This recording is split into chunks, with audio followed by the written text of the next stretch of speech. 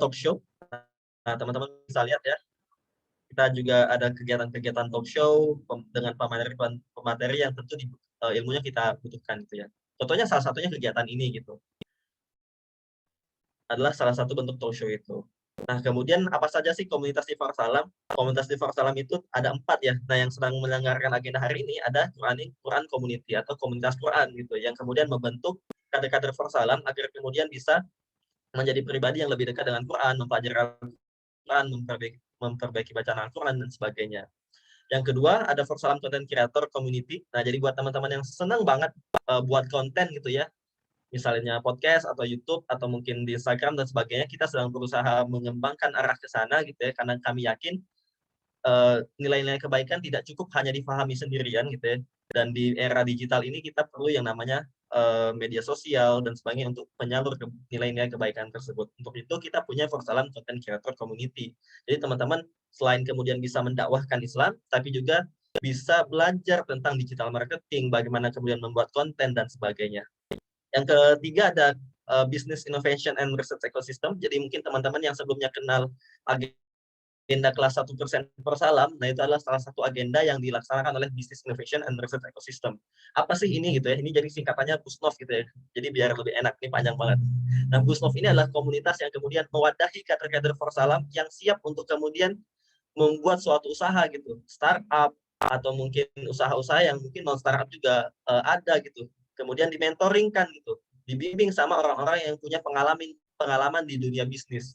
Selain itu, tadi di sini ada research ecosystem juga. Jadi buat teman-teman yang suka ikut lomba, PKM, lomba-lomba lainnya gitu, nasional dan internasional, di sini juga ada beasiswa untuk teman-teman bisa belajar lebih banyak gitu ya, terkait penulisan karya tulis ilmiah dan sebagainya, presentasi dan sebagainya. Kemudian langkah awal community, ini adalah sebuah komunitas yang kemudian bertujuan gitu ya, mewadahi minat ke anak mudaan gitu.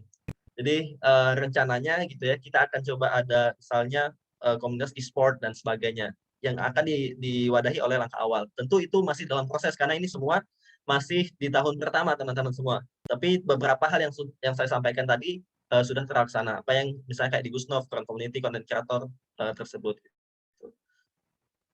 Kemudian apa saja sih 10 values kader-kader Salam gitu ya.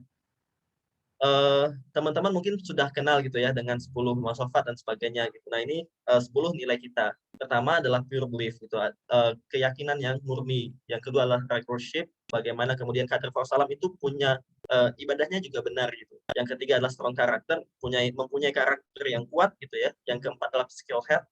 Jadi bagaimana punya fisik yang juga sehat, tentu ya sebagai seorang muslim penting buat kita itu untuk punya fisik yang sehat gitu ya. Yang kelima adalah intellectual and educational rigor, itu lebih kepada bagaimana seorang muslim itu juga punya edukasi intelektual yang baik gitu. Apalagi kita sebagai seorang mahasiswa, teman-teman semua. Kemudian constant in fighting our best desires gitu ya. Jadi mampu melawan hawa nafsunya apalagi sebagai seorang anak muda gitu ya. Kemudian time organized, mampu memanajemen waktu. Ke-8 profesional, kita bisa melakukan aktivitas-aktivitas misalnya seperti belajar, organisasi, bermasyarakat, sebagai anak di keluarga dan sebagainya, itu secara tepat memosisikan diri kita. Ke-9 adalah financial strength gitu ya. Seorang muslim itu penting untuk kemudian berdikari secara ekonomi. Mindset, walaupun mungkin kita tuh belum punya financial strength gitu ya, tapi setidaknya kita punya mindset bahwa seorang muslim itu harus memiliki financial yang baik gitu ya. Yang kemudian untuk menyokong diri kita, menyokong masyarakat, menyokong dakwah, membantu agenda sosial dan sebagainya. Kemudian yang paling tidak kalah penting adalah kader Salam harus punya beneficial to others gitu. Kebermanfaatan ke yang lainnya gitu, ke manusia lainnya, ke lingkungan dan sebagainya. Tentu inilah yang akan kita bentuk 10 nilai-nilai ini yang kemudian harapannya tertanam dalam hati dan terbentuk dalam mindset kader-kader Salam. Nah, pembentukan nilai-nilai ini tentu tadi gitu ya, lewat mentoring, lewat kajian, lewat talk show, lewat supercamp dan sebagainya. Semua itu saling berkorelasi untuk membentuk pribadi kader Salam memiliki 10 nilai ini. Nah, untuk itu teman-teman semua, tunggu apa lagi? Tentu kita tidak bisa menampung sangat banyak untuk kegiatan mentoring di Salam. Segera mendaftar ya dan mari bergabung bersama kami di Mentoring for Salam. Hari ini sudah lebih dari kurang lebih informasi yang saya dapat mungkin sekitar 150-an yang sudah mendaftar, dan tentu kuota terbatas gitu ya. Tapi kemudian kami akan berusaha maksimal untuk bisa menampung semua teman-teman semua. Mari bergabung di Mentoring for Salam, daftar di bit.ly, daftar mentoring FS 2021. Jadi bit.ly, daftar mentoring FS 2021. Mungkin itu saja dari saya. Jazakallahu khairan katsiran. Teman-teman bisa keep kontak dengan kami di IG kami di Forsalam. M-nya 2 ya. Kemudian jadi ada mim tasydid gitu, Forsalam gitu. Lain juga bisa lihat, dan YouTube kita di Forsalam Studio. Jadi kajian-kajian kita, talk show dan sebagainya beberapa sudah diupload. Nah, mungkin itu saja dari saya. Terima kasih banyak. Semoga teman-teman bisa mengambil belajar banyak dari Ustadz Muzamil Hasbalah pada hari ini, dan juga bisa menjadi bagian dari keluarga besar Forsalam UGM. Saya Dita Ramadana, Ketua Umum Forsalam UGM. Assalamualaikum warahmatullahi wabarakatuh. Waalaikumsalam warahmatullahi wabarakatuh. Terima kasih pada Mas Aditya yang sudah menyampaikan beberapa hal tentang Forsalam. Sekali lagi teman-teman, untuk yang mahasiswa baru mungkin atau yang belum mendaftar ke Forsalam, bisa dilihat di Instagramnya tadi Forsalam dengan M2 ya teman-teman semua. Baik, selanjutnya kita akan memasuki sesi inti acara kita pada sore hari ini, yaitu penyampaian materi dan sharing session bersama Ustadz Muzamil Hasbalah. Tapi sebelum kita masuk ke acara inti kita, mungkin kepada peserta yang belum on cam bisa on cam dulu agar vibes-nya atau energinya terasa seperti kajian offline atau kajian luring. Baik. Untuk penyampaian materi dan sharing session pada sore hari ini akan dipandu oleh moderator Saudara Muhammad Asri. Kepada Mas Ahmad, saya persilahkan. Oke, baik. Sebelumnya suara saya sudah terdengar belum ya? Sudah, Mas. Oke, jazakallah khair pada Akh Rais yang telah mempersilahkan. Saya awali dengan salam ya. Bismillahirrahmanirrahim. Wa idza huyyitum bi tahiyyatin fahayyu bi asana minha aw rudduha innallaha kana ala kulli syai'in hasiba. Wa hayyikum bi tahiyyatil Islam wa bi tahiyyatin ahlil jannah wa bi tahiyyatin min 'indillahi mubarakatan thayyibah. Tahiyyatuhum fiha salam. Assalamualaikum warahmatullahi wabarakatuh. Waalaikumsalam warahmatullahi wabarakatuh. Waalaikumsalam. Hamdan syukranillah, salatan wassalaman ala rasulillah, amma ba'du.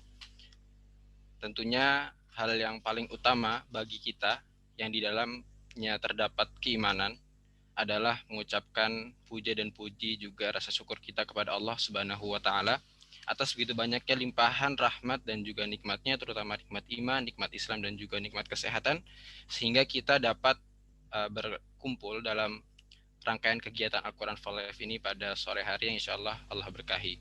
Salawat dan salam semoga selalu kita curahkan kepada Muhammad Sallallahu Alaihi Wasallam yang melalui perantara beliaulah Allah turunkan Al-Quran sebagai hudal linnas, sebagai petunjuk bagi manusia.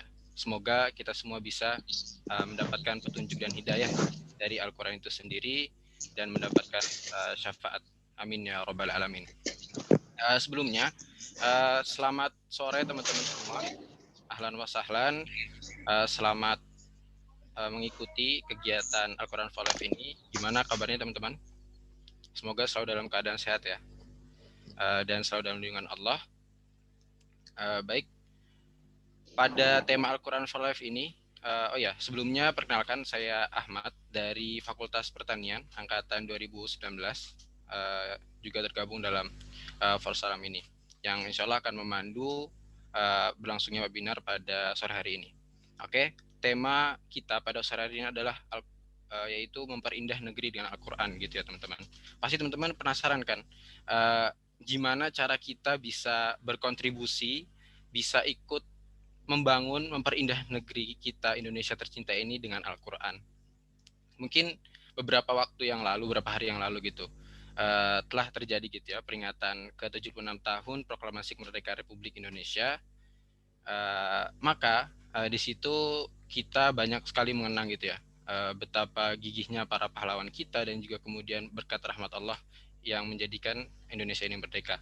Nah, maka harapannya teman-teman ketika setelah mengikuti acara ini bisa nantinya semakin meningkatkan iman dan juga iman kepada Allah dengan cara mencintai dan mempelajari serta mengamalkan Al-Quran gitu ya. Kemudian Allah juga pernah gitu ya, Allah berfirman dalam Al-Quran di dalam surat Al-A'raf ayat 52 yang kurang lebih artinya seperti ini. Sungguh kami telah mendatangkan Al-Quran kepada mereka dan kami menjelaskan atas dasar pengetahuan sebagai petunjuk dan rahmat bagi orang-orang yang beriman. Nah, dari sini kita dapat mengetahui gitu ya, petunjuk dari Al-Quran itu bisa mendatangkan kemuliaan, kejayaan, keselamatan, juga kebahagiaan gitu bagi siapa saja yang mengikuti petunjuk itu, baik di dunia maupun di akhirat. Nah, maka teman-teman di sini nantinya kami harapkan untuk bisa menyimak dengan seksama gitu ya, dan juga meluruskan niat dan ikhlas karena Allah, karena salah satu syarat diterimanya amal seseorang adalah dari niatnya harus ikhlas karena Allah. Oke, mungkin di sini dengan tema yang sangat menarik ini kita akan dibersamai gitu oleh pemateri yang sangat pakar di bidangnya, yang sudah membara ke pelosok negeri hingga ke kancah internasional. Mungkin Ustadznya sudah membersamai kita. Kita sapa dulu Ustadz Muzamil Hasbalah. Assalamualaikum Ustadz. Waalaikumsalam warahmatullahi wabarakatuh. Gimana kabarnya Ustadz? Alhamdulillah, sehat walafiat, luar biasa, Allahu Akbar. Allahu Akbar. Oke. Sebelum kita masuk, mari kita saksikan sejenak ya terkait profil Ustadz Muzamil Hasbalah, walaupun saya sangat yakin teman-teman sudah pada mengenal beliau. Kepada panitia, mohon bisa ditampilkan.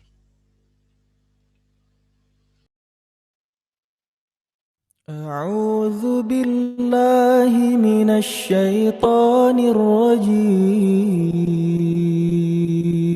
Muzamil Hasbalah dilahirkan di Sigli pada 21 September 1993 di Desa Payatiju, Kemukiman Gamponglang, Kecamatan Pidi. Beliau adalah anak bungsu dari 3 bersaudara pasangan almarhum Dr. Andes Haji Hasbalah Usman dan Dr. Anda Hajah Hasnidar Sulaiman. Muzamil Hasbalah adalah lulusan Teknik Arsitektur Institut Teknologi Bandung angkatan 2011 dan lulus pada tahun 2015. Muzamil baca Al-Quran dengan suara yang sangat merdu dan fasih, sehingga dipercaya menjadi Imam Masjid Al-Latif Bandung dan Masjid Salman ITB. Beliau kerap mendapat undangan untuk membaca Al-Quran dari berbagai pelosok maupun luar negeri. Beliau pun aktif sebagai pendiri dan pembina Imam Muda Salman serta Qori Community.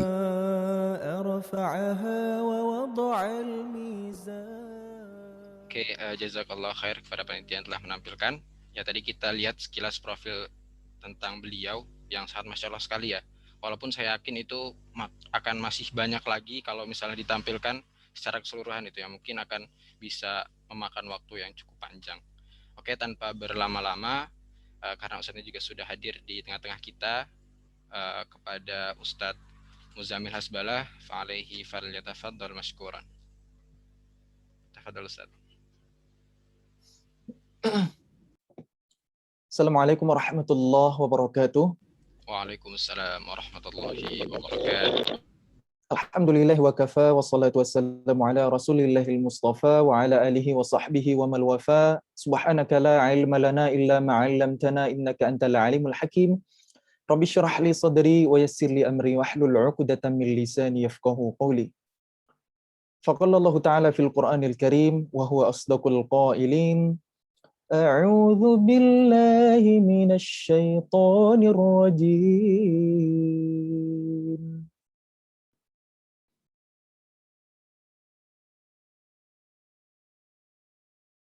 Allahu nurus samawati wal ard.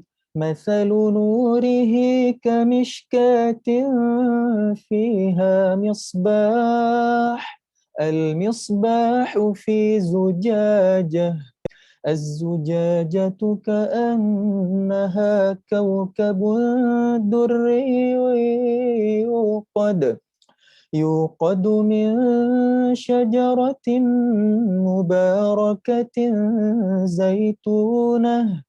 زيتونة لا شرقية ولا غربية يكاد زيتها يضيء ولو لم تمسسه نار نور على نور نور على نور يهدي الله لنوره من يشاء ويضرب الله الأمثال للناس والله بكل شيء عليم.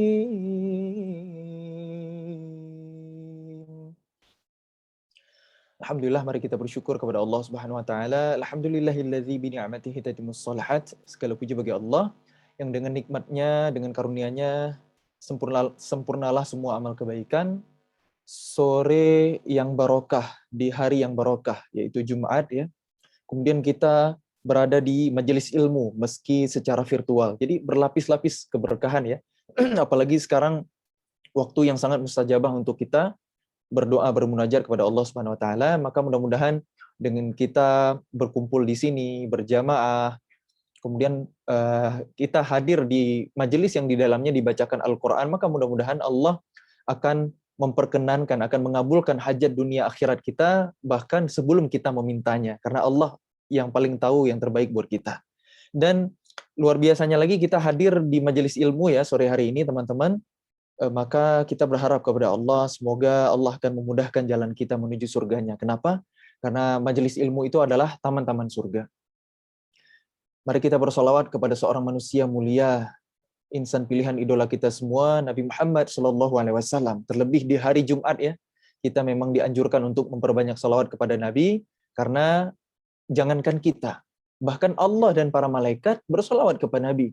Inna Allah wa malaikatahu yusalluna ala nabi ya ayyuhalladzina amanu sallu alaihi wa sallimu taslima. Maka mari kita bersolawat kepada Nabi sekurang-kurangnya Allahumma salli ala Muhammad wa ala ali Muhammad, atau Allahumma salli wa sallim ala sayyidina wa nabiyyina wa habibina wa imamina wa qudwatina wa murabbina Muhammad wa ala alihi wa sahbihi wa man tabi'ahum bi ihsanin ila yaumiddin. Baik, sebelumnya saya ucapkan jazakumullah khair, jazakumullah khairan katsira buat teman-teman dari Forsalam UGM yang udah ngasih amanah buat saya sharing di kesempatan sore hari ini. Mudah-mudahan Allah menuntun lisan saya untuk bisa menyampaikan kebaikan. Semoga setiap ilmu yang kita dapatkan menjadi ilmu yang bermanfaat ya, bukan sekedar wawasan di pikiran, karena ilmu yang bermanfaat itu adalah yang berbuah amal. Yang berbuah amal, ilmu yang bermanfaat itu adalah yang diamalkan atau yang disampaikan kepada teman-teman kita, saudara-saudara kita yang lain, agar sama-sama mengamalkan ilmu yang sudah kita tahu. Baik teman-teman semuanya yang disayang oleh Allah Subhanahu wa taala, tema kita di sore hari ini, urgensi, apa sih urgensi kita dekat dengan Al-Quran, menjadi sahabat Al-Quran, mentadaburi Al-Quran, memahami Al-Quran, hingga bisa mengamalkannya dalam kehidupan. Apa urgensinya di zaman hari ini, terlebih untuk anak-anak muda, ya, khususnya untuk mahasiswa, teman-teman ya. Baik teman-teman semuanya yang disayang oleh Allah Subhanahu wa taala, bicara soal kemu'jizatan Al-Quran, itu nggak akan pernah ada habisnya. Karena ulama menyampaikan begini, Al-Quran turun 1400 tahun yang lalu kurang lebih ya, sekitar 15 abad yang lalu katakanlah kita bulatkan. Dan ternyata ketika ulama di setiap zamannya mentadaburi Al-Quran, menafsirkan Al-Quran, itu selalu muncul pelajaran yang baru, hikmah yang baru, inspirasi yang baru, padahal ayatnya sama, tapi mata air dari ilmu Al-Quran, pelajaran yang ada di Quran itu nggak pernah ada habisnya. Bahkan sampai ke zaman yang katanya modern hari ini. Betul ya teman-teman ya? Bukankah kita sering melihat ya, bagaimana penelitian sains di zaman modern hari ini ternyata sesuai dengan Al-Quran. Dan itu bukan satu dua, ada banyak banget ya teman-teman ya, ada banyak banget. Misalnya ini random aja, mudah-mudahan menguatkan iman kita. Misalnya dalam surah An-Nisa, Allah berfirman, innalladzina kafaru biayati rabbihim. Maaf ya, saya cek dulu ayatnya biar nggak tertukar.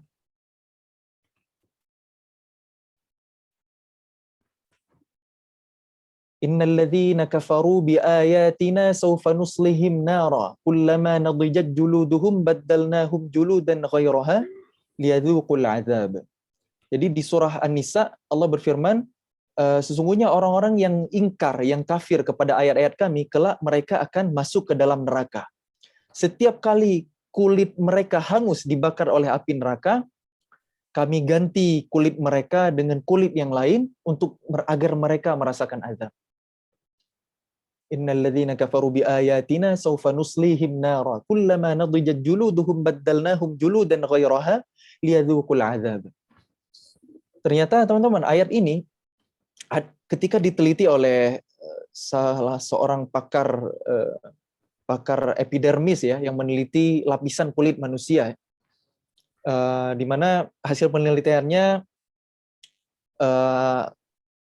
kesimpulannya adalah bahwa di kulit manusia itu kenapa bisa merasakan panas, bisa merasakan dingin, bisa merasakan sentuhan, bisa membedakan halus, kasar, dan lain sebagainya, karena ada saraf-saraf, sel-sel saraf reseptor, gitu kan ya, yang kita pelajari hari ini. Dan ternyata kalau kita mengalami luka bakar, akan ada satu titik di mana kita nggak akan merasakan lagi yang namanya panas. Mungkin kita akan semakin hangus ya, kulit kita, daging kita akan semakin matang dimakan api sampai habis mungkin, tapi kita nggak ngerasain lagi panas gitu, karena sel-sel perasanya udah habis. Dan Allah berfirman dalam Al-Quran, kullama nadijat juluduhum baddalnahum juludan ghairaha liyadzuqul azab. Setiap kali kulit mereka, orang-orang kafir di dalam neraka itu habis, hangus dimakan api, kami ganti kulit mereka dengan kulit yang lain agar mereka merasakan azab. Sadaqallah. Dan ayat ini Allah turunkan kepada Nabi Muhammad SAW 14 abad yang lalu. Dan ternyata baru ditemukan oleh ilmuwan modern, gitu. Belum lama dari masa kita hari ini. Dan itu baru satu teman-teman. Dan masih banyak lagi yang lain ya. Misalnya di surah Ar-Rahman Allah berfirman, marajal bahraini yaltaqiyan bainahuma barzakhun la yabghiyan.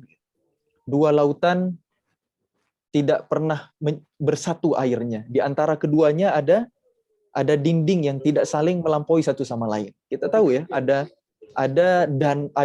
laut yang berbeda konsentrasinya ya di salah satu bagian bumi, sehingga air laut tersebut nggak saling bercampur karena viskositasnya berbeda. Pertanyaannya, apakah Nabi Muhammad pernah berlayar, pernah naik kapal?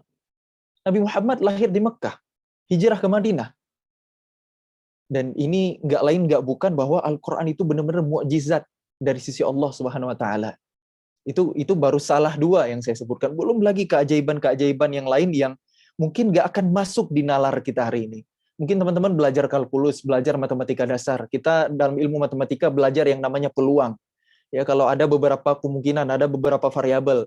Berapa peluang terambilnya misalnya bola merah di antara 5 bola gitu, hanya satu, berarti kan 1/5 dalam karung dan lain. Dan ini coba kita bayangkan, Al-Quran yang turun 14 abad yang lalu, itu pun turun ya, Al-Quran itu turun benar-benar mukjizat. Beda dengan kitab-kitab sebelumnya yang turun jumlatan wahidan, dengan utuh, sempurna semuanya. Al-Quran itu turun, warattalnahu tartila wa nazzalnahu tanzila. Turun secara berangsur-angsur. Terkadang Allah menyiapkan peristiwa tertentu yang kita kenal dengan asbabun nuzul, agar ayat-ayat Al-Quran itu benar-benar berkesan di hati Nabi dan berkesan di hati para sahabat yang menerimanya, yang mendengarkannya. Bayangkan Al-Quran turun secara acak dari surah Al-Alaq pertamanya, kemudian dilanjutkan dengan surah Al-Insan dan seterusnya sampai wahyu terakhir turun ya. Kemudian dihimpun, dikumpulkan 30 juz sesuai dengan ilmu Allah yang diajarkan malaikat Jibril kepada Nabi Muhammad SAW. Letakkan surah ini setelah ini, letakkan ayat ini setelah ayat ini. Baru kemudian dihimpun, dikumpulkan, diperbanyak ya, diperbanyak mulai di zaman Khalifah Utsman bin Affan. Makanya kita menyebut hari ini Mushaf Utsmani, diseragamkan kemudian diperbanyak. Diperbanyaknya bukan pakai mesin cetak kayak hari ini. Perjuangannya panjang teman-teman, ya, panjang banget ya, harus disalin manual dan penulisnya itu nggak boleh sembarangan. Salah satunya adalah Zaid bin Thabit yang kita kenal ya, teman-teman semuanya yang disayang oleh Allah Subhanahu wa taala. Barulah sampai ke zaman kita hari ini ya, coba lihat bagaimana perjalanan ya Al-Qur'an dari masa ke masa. Yang di zaman Khalifah Utsman bin Affan aja cuma ada 5 unit Al-Quran. Seluruh dunia itu cuma ada 5 unit. Ya, terus gimana Al-Quran bisa terjaga sampai hari ini? Karena Al-Quran itu Allah yang jamin penjagaannya. Inna nahnu nazzalna dzikra wa inna lahu lahafizun. Sesungguhnya kamilah yang menurunkan Al-Quran dan kami pula yang menjaganya. Allah memilih dhamir kami, bukan ana, bukan aku. Karena dalam proses penurunannya Allah melibatkan malaikat Jibril alaihissalam, Allah muliakan malaikat Jibril menjadi ahlul Quran. Jadi dengan Allah menyebut sesungguhnya kamilah yang menurunkan Al-Quran, wa inna lahu lahafizun, dan kami pula yang menjaganya. Apa maksudnya? Setiap hamba Allah yang Allah pilih, yang Allah beri hidayah sehingga dia menjaga Al-Quran dengan menghafalnya, mempelajarinya dan mengulang-ulangnya, murajaah yang kita kenal dengan istilah murajaah. Nah, itulah mereka yang Allah muliakan. Itulah mereka para hafizul Quran yang menjaga Al-Quran dengan izin Allah. Karena hakikatnya Allah yang menjaga. Kalau kita hari ini nggak menghafal Al-Quran, berarti kita nggak dipilih oleh Allah. Karena Allah nggak butuh kepada kita. Justru dengan kita menolong agama Allah, dengan kita menghafal Al-Quran, Allah akan memuliakan kita. Begitu teman-teman ya. Jadi Al-Quran yang semenakjubkan, seluar biasa itu, coba lihat ya. Teman-teman, setelah turun, kemudian dihimpun dalam proses yang panjang, ternyata di zaman-zaman berikutnya ketika dikaji, ketika diteliti oleh para ulama, oleh para ahlul Quran, dihitung berapa jumlah ayatnya, dihitung berapa jumlah katanya. Masya Allah teman-teman, ternyata Quran kalau ditinjau dari segi ilmu manapun, selalu Quran itu adalah mukjizat teman-teman. Selalu Quran itu mukjizat. Misalnya dari jumlah kata aja, ini kan hal yang sederhana ya. Berapa kali Allah menyebutkan kata tertentu dalam Al-Quran, ternyata itu pun mukjizat. Allah menyebutkan kata ad-dunya, itu sebanyak 115 kali dalam 30 juz Al-Quran. Ternyata Allah menyebut kata akhirat, itu juga sama 115 kali. Allah menyebut kata malaikah, itu 88 kali.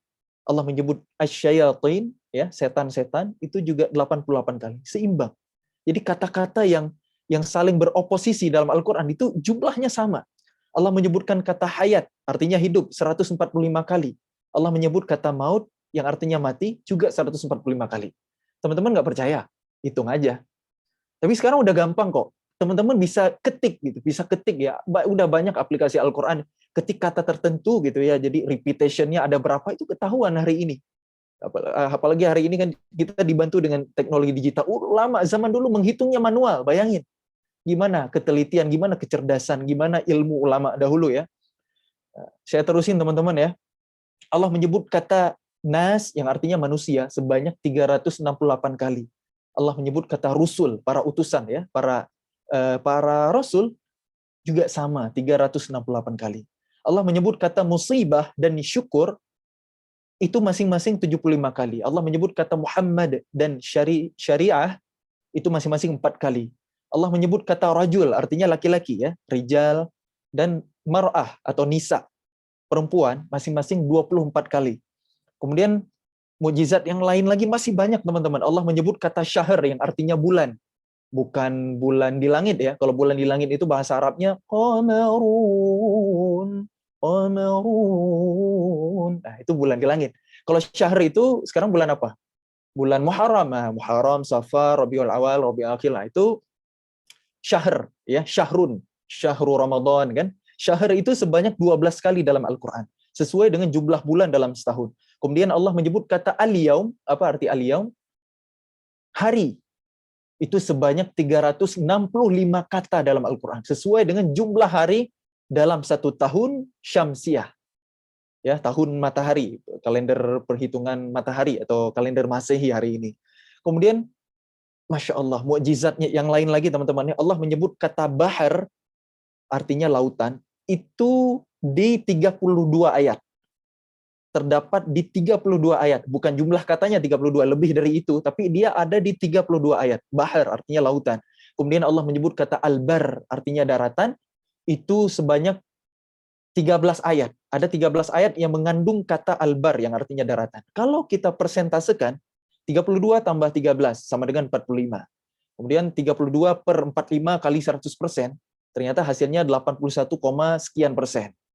Kemudian 13 per 45 dikali 100%, ternyata hasilnya 28, sekian persen.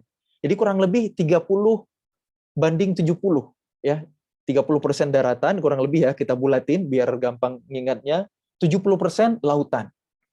Dan itu sesuai dengan persentase daratan dan lautan yang ada di bumi kita hari ini. Masya Allah, tabarakallah. Jadi, kalau kita belajar ilmu matematika, ilmu peluang, mungkin nggak ini kebetulan? Tiba-tiba random aja gitu jadi begitu setelah variabel kemungkinannya banyak banget, belum lagi yang lain masih banyak. Jadi ini tidak lain tidak bukan bahwa Al-Qur'an adalah benar-benar dari sisi Allah Subhanahu wa taala. Allah berfirman dalam surah An-Nisa, a'udzubillahi minasyaitonirrajim, afala yatadabbarunal Qur'an. Tidakkah mereka meneliti Al-Qur'an, mengkaji Al-Qur'an, mentadabburi Al-Qur'an? Kalau sekiranya Al-Qur'an itu berasal dari selain Allah, walau kana min 'indi ghairillahi lawajadu fihi ikhtilafan katsira. Sekiranya Al-Qur'an itu berasal dari selain Allah, pasti akan ada banyak sekali pertentangan-pertentangan di dalamnya. Pasti ayat yang satu nanti nggak sinkron dengan ayat yang lainnya, atau bertentangan dengan fakta ilmiah, fakta alam semesta gitu. Tapi nyatanya nggak begitu ya. Nyatanya nggak pernah ada. Jadi kalau ada teori yang nggak sesuai dengan ayat Al-Quran, itu seharusnya teori itu yang harus dikaji ulang. Karena memang teori itu bukan hukum alam. Setiap 100 tahun ya biasanya selalu ada pembaruan teori dan membuang teori yang sebelumnya. Nah, kenapa ulama-ulama ilmuwan Islam zaman dulu mereka hebat di ilmu agama, mereka juga hebat di ilmu umum, mereka juga hebat di ilmu sains, bahkan karyanya barokah sampai hari ini. Matematika Al-Khwarizmi masih dipakai di zaman modern hari ini. Teknologi digital pakai algoritma kan? Itu dari algoritma, dari Al-Khwarizm. Jadi pakai aljabarnya Al-Khwarizmi. Coding gitu, itu pakai aljabar ya. Algoritma sosmed nih, gimana nih? Posting yang bikin viral, gimana algoritmanya? Algoritma karya Al-Khwarizmi. Pakar matematika Islam ya, yang menemukan angka 0 pertama kali. Karena sebelum itu dunia menghitung dengan angka-angka Romawi, rumit, sulit. Tapi begitu angka 0 ditemukan ya, berkembang matematika hebat banget ya, luar biasa, pesat. Tabulasi sinus kosinus tangen itu juga karya Muhammad bin Musa Al-Khwarizmi. Aljabar yang kita pelajari dari bangku SMP itu juga karya Al-Khwarizmi. Mungkin teman-teman setelah kuliah baru kebayang ya, dulu waktu sekolah buat apa ya ilmu itu? Waktu kuliah udah kebayang dikit. Ternyata ini ya aplikasinya, nanti real life-nya gimana untuk bikin persamaan algoritma, grafik segala macam baru kebayang. Dan karena memang ilmu dalam Islam itu memang dikembangkan untuk diamalkan, untuk diaplikasikan. Cuma zaman kita hari ini yang aneh. Zaman kita hari ini yang aneh. Peradaban udah maju, teknologi udah canggih gitu ya, tapi kita kebanyakan ST hari ini ya. Saya juga gelarnya ST ya. Maksudnya sarjana teori, teman-teman. Ya, saya sarjana teknik ya, bukan sarjana tahfiz, bukan sarjana tilawah, bukan ya. Sarjana teknik. Tapi kebanyakan ST kita hari ini kan sarjana teori. Kita pinter banget di akademis gitu, tapi begitu ke dunia nyata gitu, kayak ini ilmunya dipakai kemana ya? Jadi makanya mubazir banget nih zaman sekarang, teman-teman. Ulama zaman dulu ketika mengembangkan ilmu itu benar-benar untuk diamalkan. Dan apa motivasi mereka mengembangkan ilmu sehingga karyanya hebat luar biasa, barokahnya sampai hari ini. Kan kalau hari ini kan ilmu kita berakhir di mana? Berakhir di perpustakaan kan? Kita nulis skripsi itu pun cuma studi kasus. Setelah itu, mohon maaf nih, mungkin teman-teman sekarang yang ngerasain kuliah online gitu ya, nggak terlalu ngerasain gitu. Kalau saya dulu yang kami nih ya, senior kalian yang sempat kuliah offline gitu ya, saya kadang-kadang sedih ngelihat gitu ya, ngelihat pas jajan gorengan di pinggir jalan, kan biasanya kan dibungkus, kadang-kadang ya namanya pedagang kaki lima gitu ya, low budget lah. Packagingnya ya pakai kertas-kertas serius gitu. Jadi kertas-kertas bekas skripsian mahasiswa gitu, hasil print-printan gitu ya. Jadiin bungkus gorengan. Berakhirnya di situ. Sedih nggak sih kalau ilmu kita cuma jadi gitu doang? Makanya teman-teman, kalau kita hanya formalitas akademis gitu ya, ilmu kita hanya untuk mengejar gelar, itu mubazir.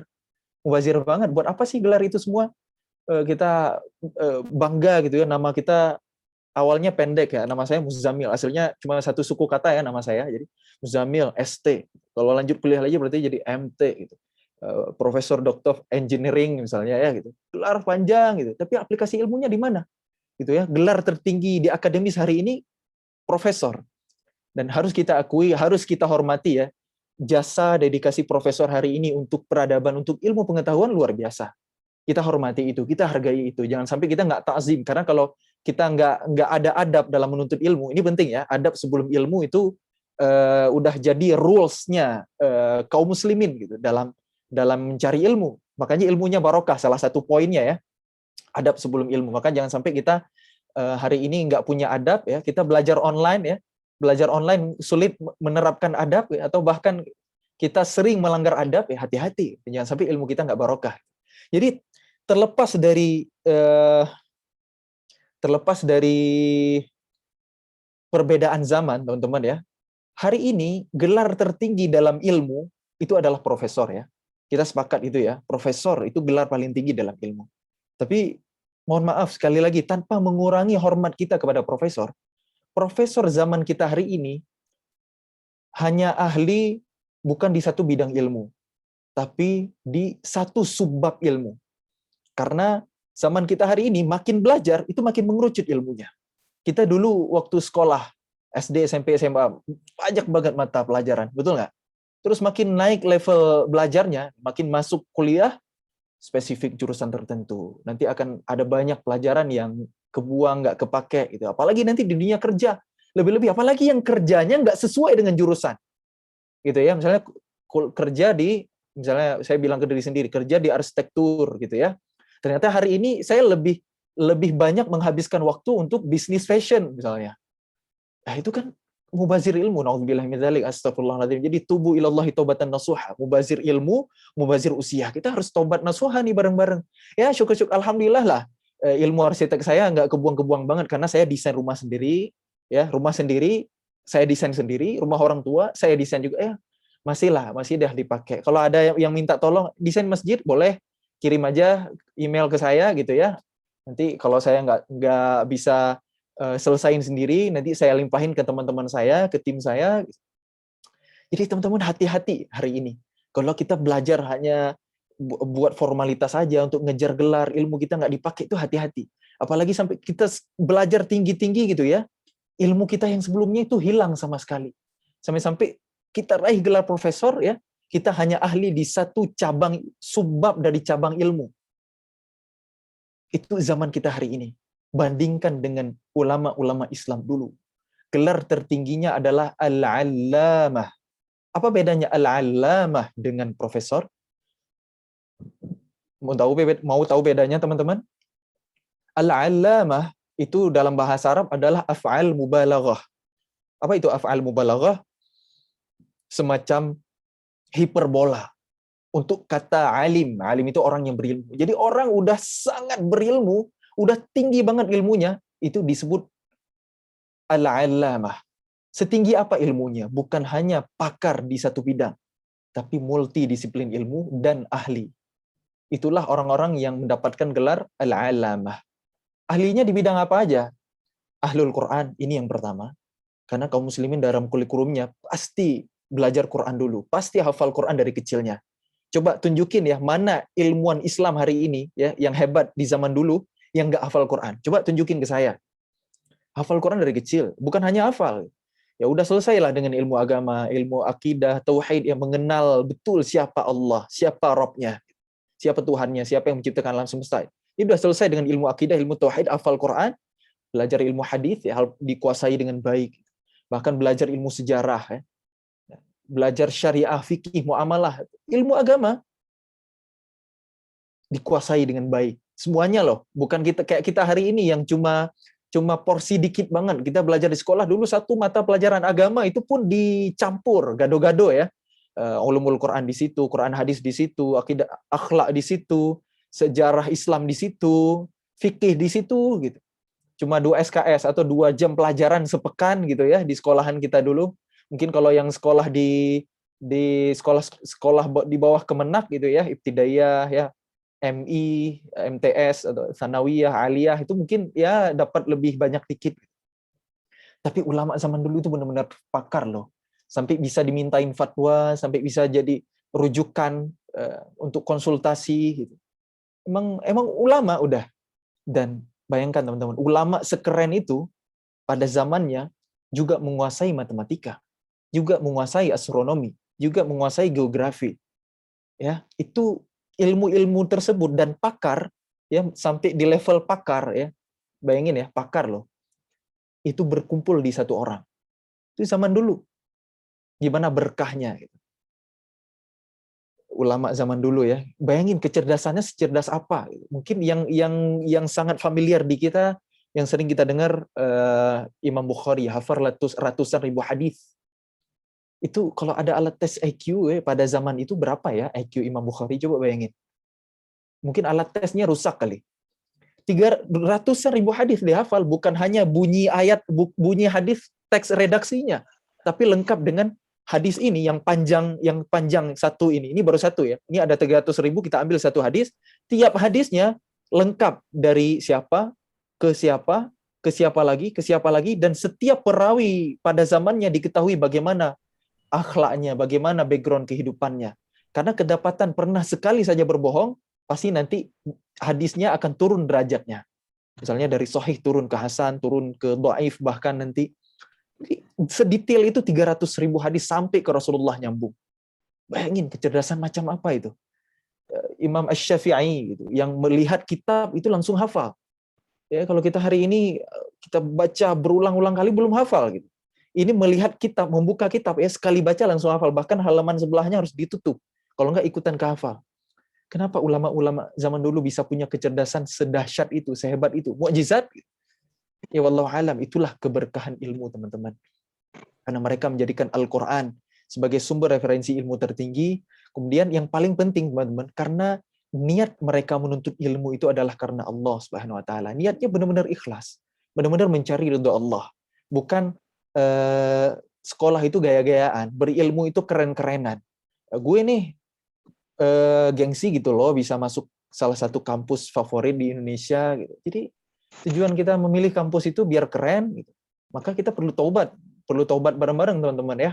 Ya karena kita nggak jauh beda lah. Saya alumni ITB, teman-teman kuliah di UGM ya masih top 3 lah ya di Indonesia. Jadi kalau niat kita dulu memilih kampus ya karena biar keren, ya kita harus taubat nih. Kenapa begitu? Kenapa sih? Apa mahalnya? Apa pentingnya kita meluruskan niat dalam menuntut ilmu? Allah Subhanahu wa taala berfirman dalam surah Fatir, "A'udzubillahi minasyaitonir rajim, innama yakhsyallaha min 'ibadihil 'ulama." Sesungguhnya hamba-hamba Allah yang paling takut kepada Allah adalah mereka al-ulama. Adalah mereka para ilmuwan. Jadi orang berilmu itu yang paling takut kepada Allah. Coba kita tanya ke diri kita hari ini. Kita udah belajar sejauh ini sampai ke level universitas. Setiap ilmu yang udah kita pelajari hari ini, apakah membuat kita makin takut kepada Allah? Silakan dijawab di hati masing-masing ya. Ya, nggak perlu raise hand, jawab di hati masing-masing. Kita udah belajar banyak hal hari ini. Apakah setiap ilmu kita bertambah itu berbanding lurus dengan rasa takut kita kepada Allah, ya, takwa kita meningkat, iman kita bertambah? Ada nggak begitu? Kalau enggak, berarti ada yang salah dalam niat kita belajar, ada yang salah dalam urutan kita belajar, ada yang salah dalam kurikulum kita hari ini. Harus kita akui. Karena Allah berfirman loh, sesungguhnya yang innama yakhsyallaha min ibadihil ulama, sesungguhnya hamba-hamba Allah yang paling takut kepada Allah adalah mereka para ilmuwan. Harusnya nih kita yang berilmu, ilmu apapun ya, karena Allah menyebut ulama secara umum, ilmuwan di bidang apapun, itu adalah yang paling takut kepada Allah. Ternyata kita hari ini ya gini-gini aja gitu ya. Itulah kenapa Nabi memperingatkan kita dalam sebuah hadis. Hadisnya sahih ya, riwayat Abu Daud. Silakan nanti teman-teman cek redaksi hadisnya ya. Saya riwayatkan secara makna ya.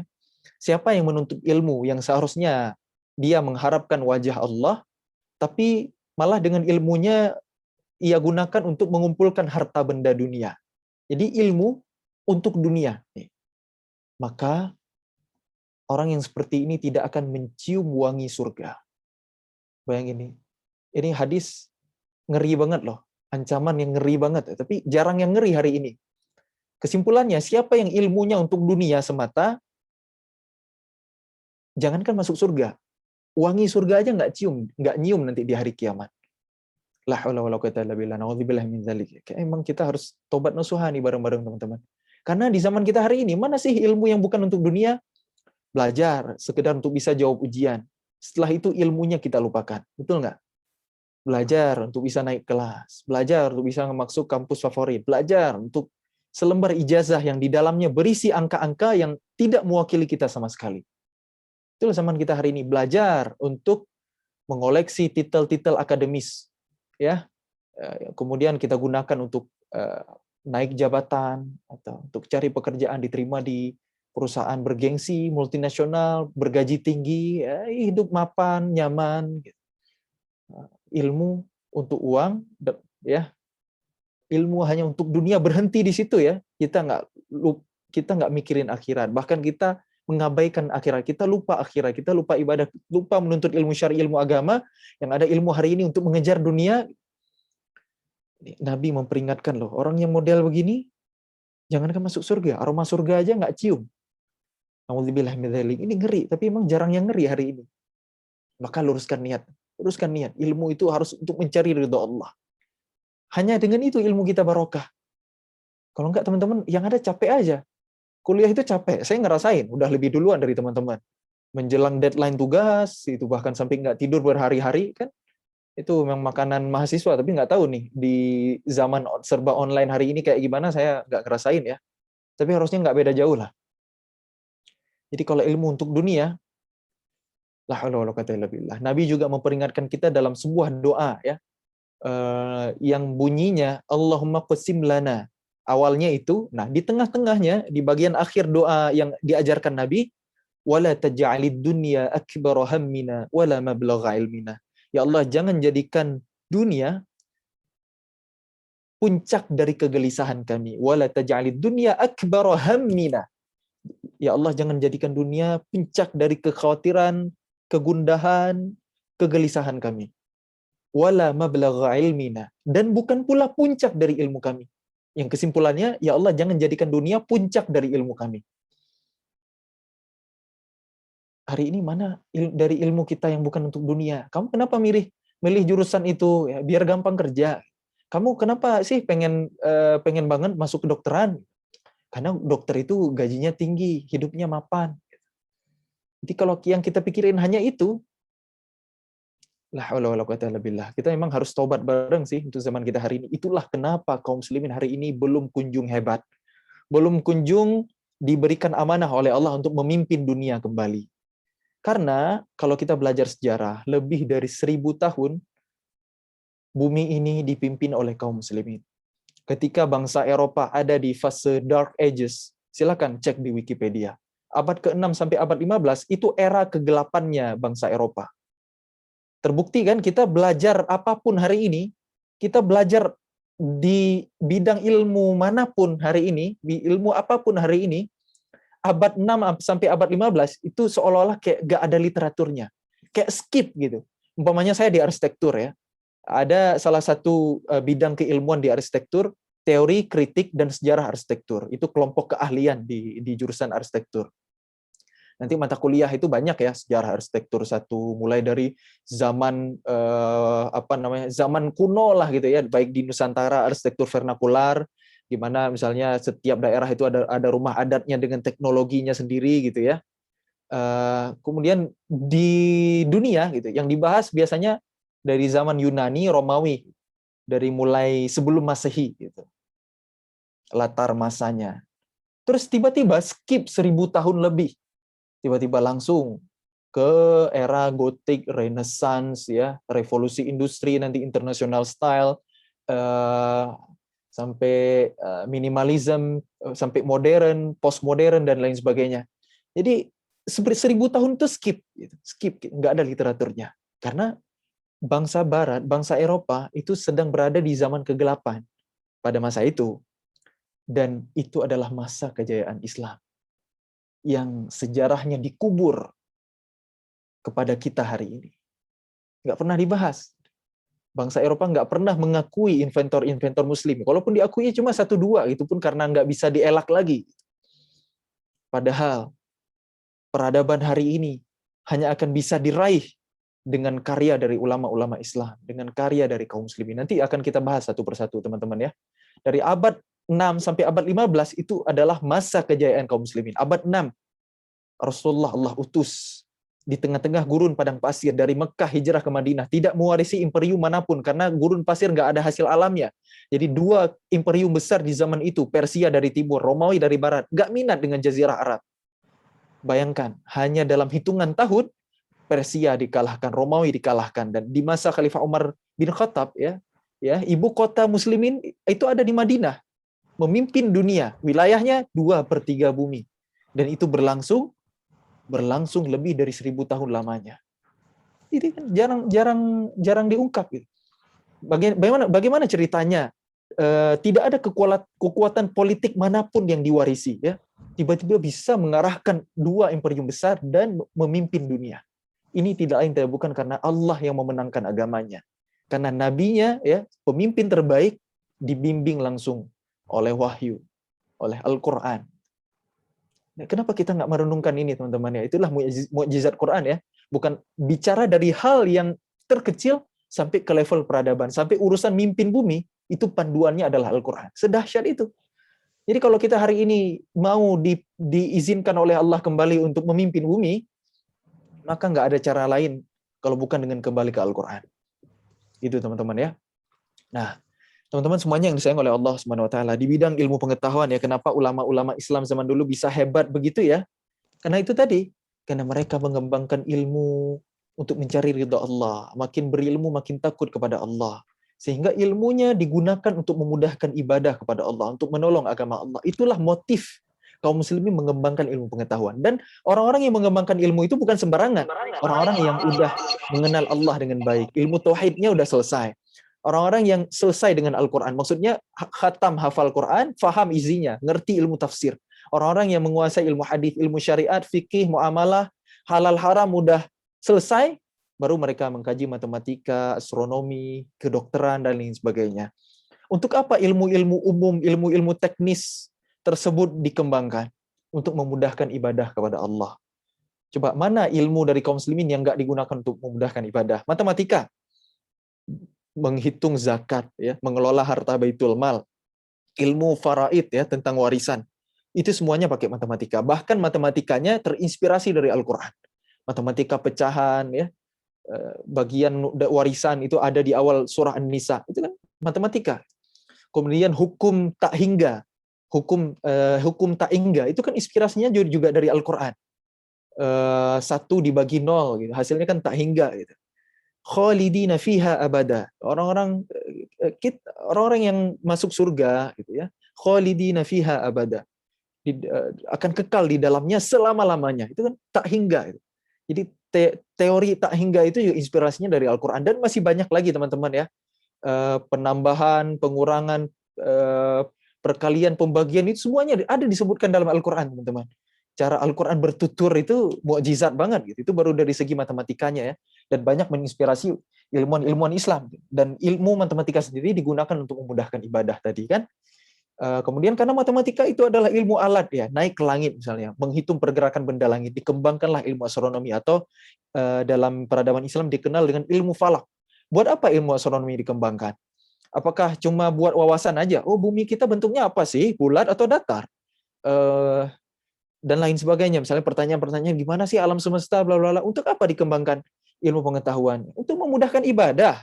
Karena astronomi memudahkan kita menghitung kalender hijriyah, mengamati hilal pergantian bulan ya, awal bulan baru dalam kalender Qamariyah ya, kalender Islam ya, itu pakai astronomi.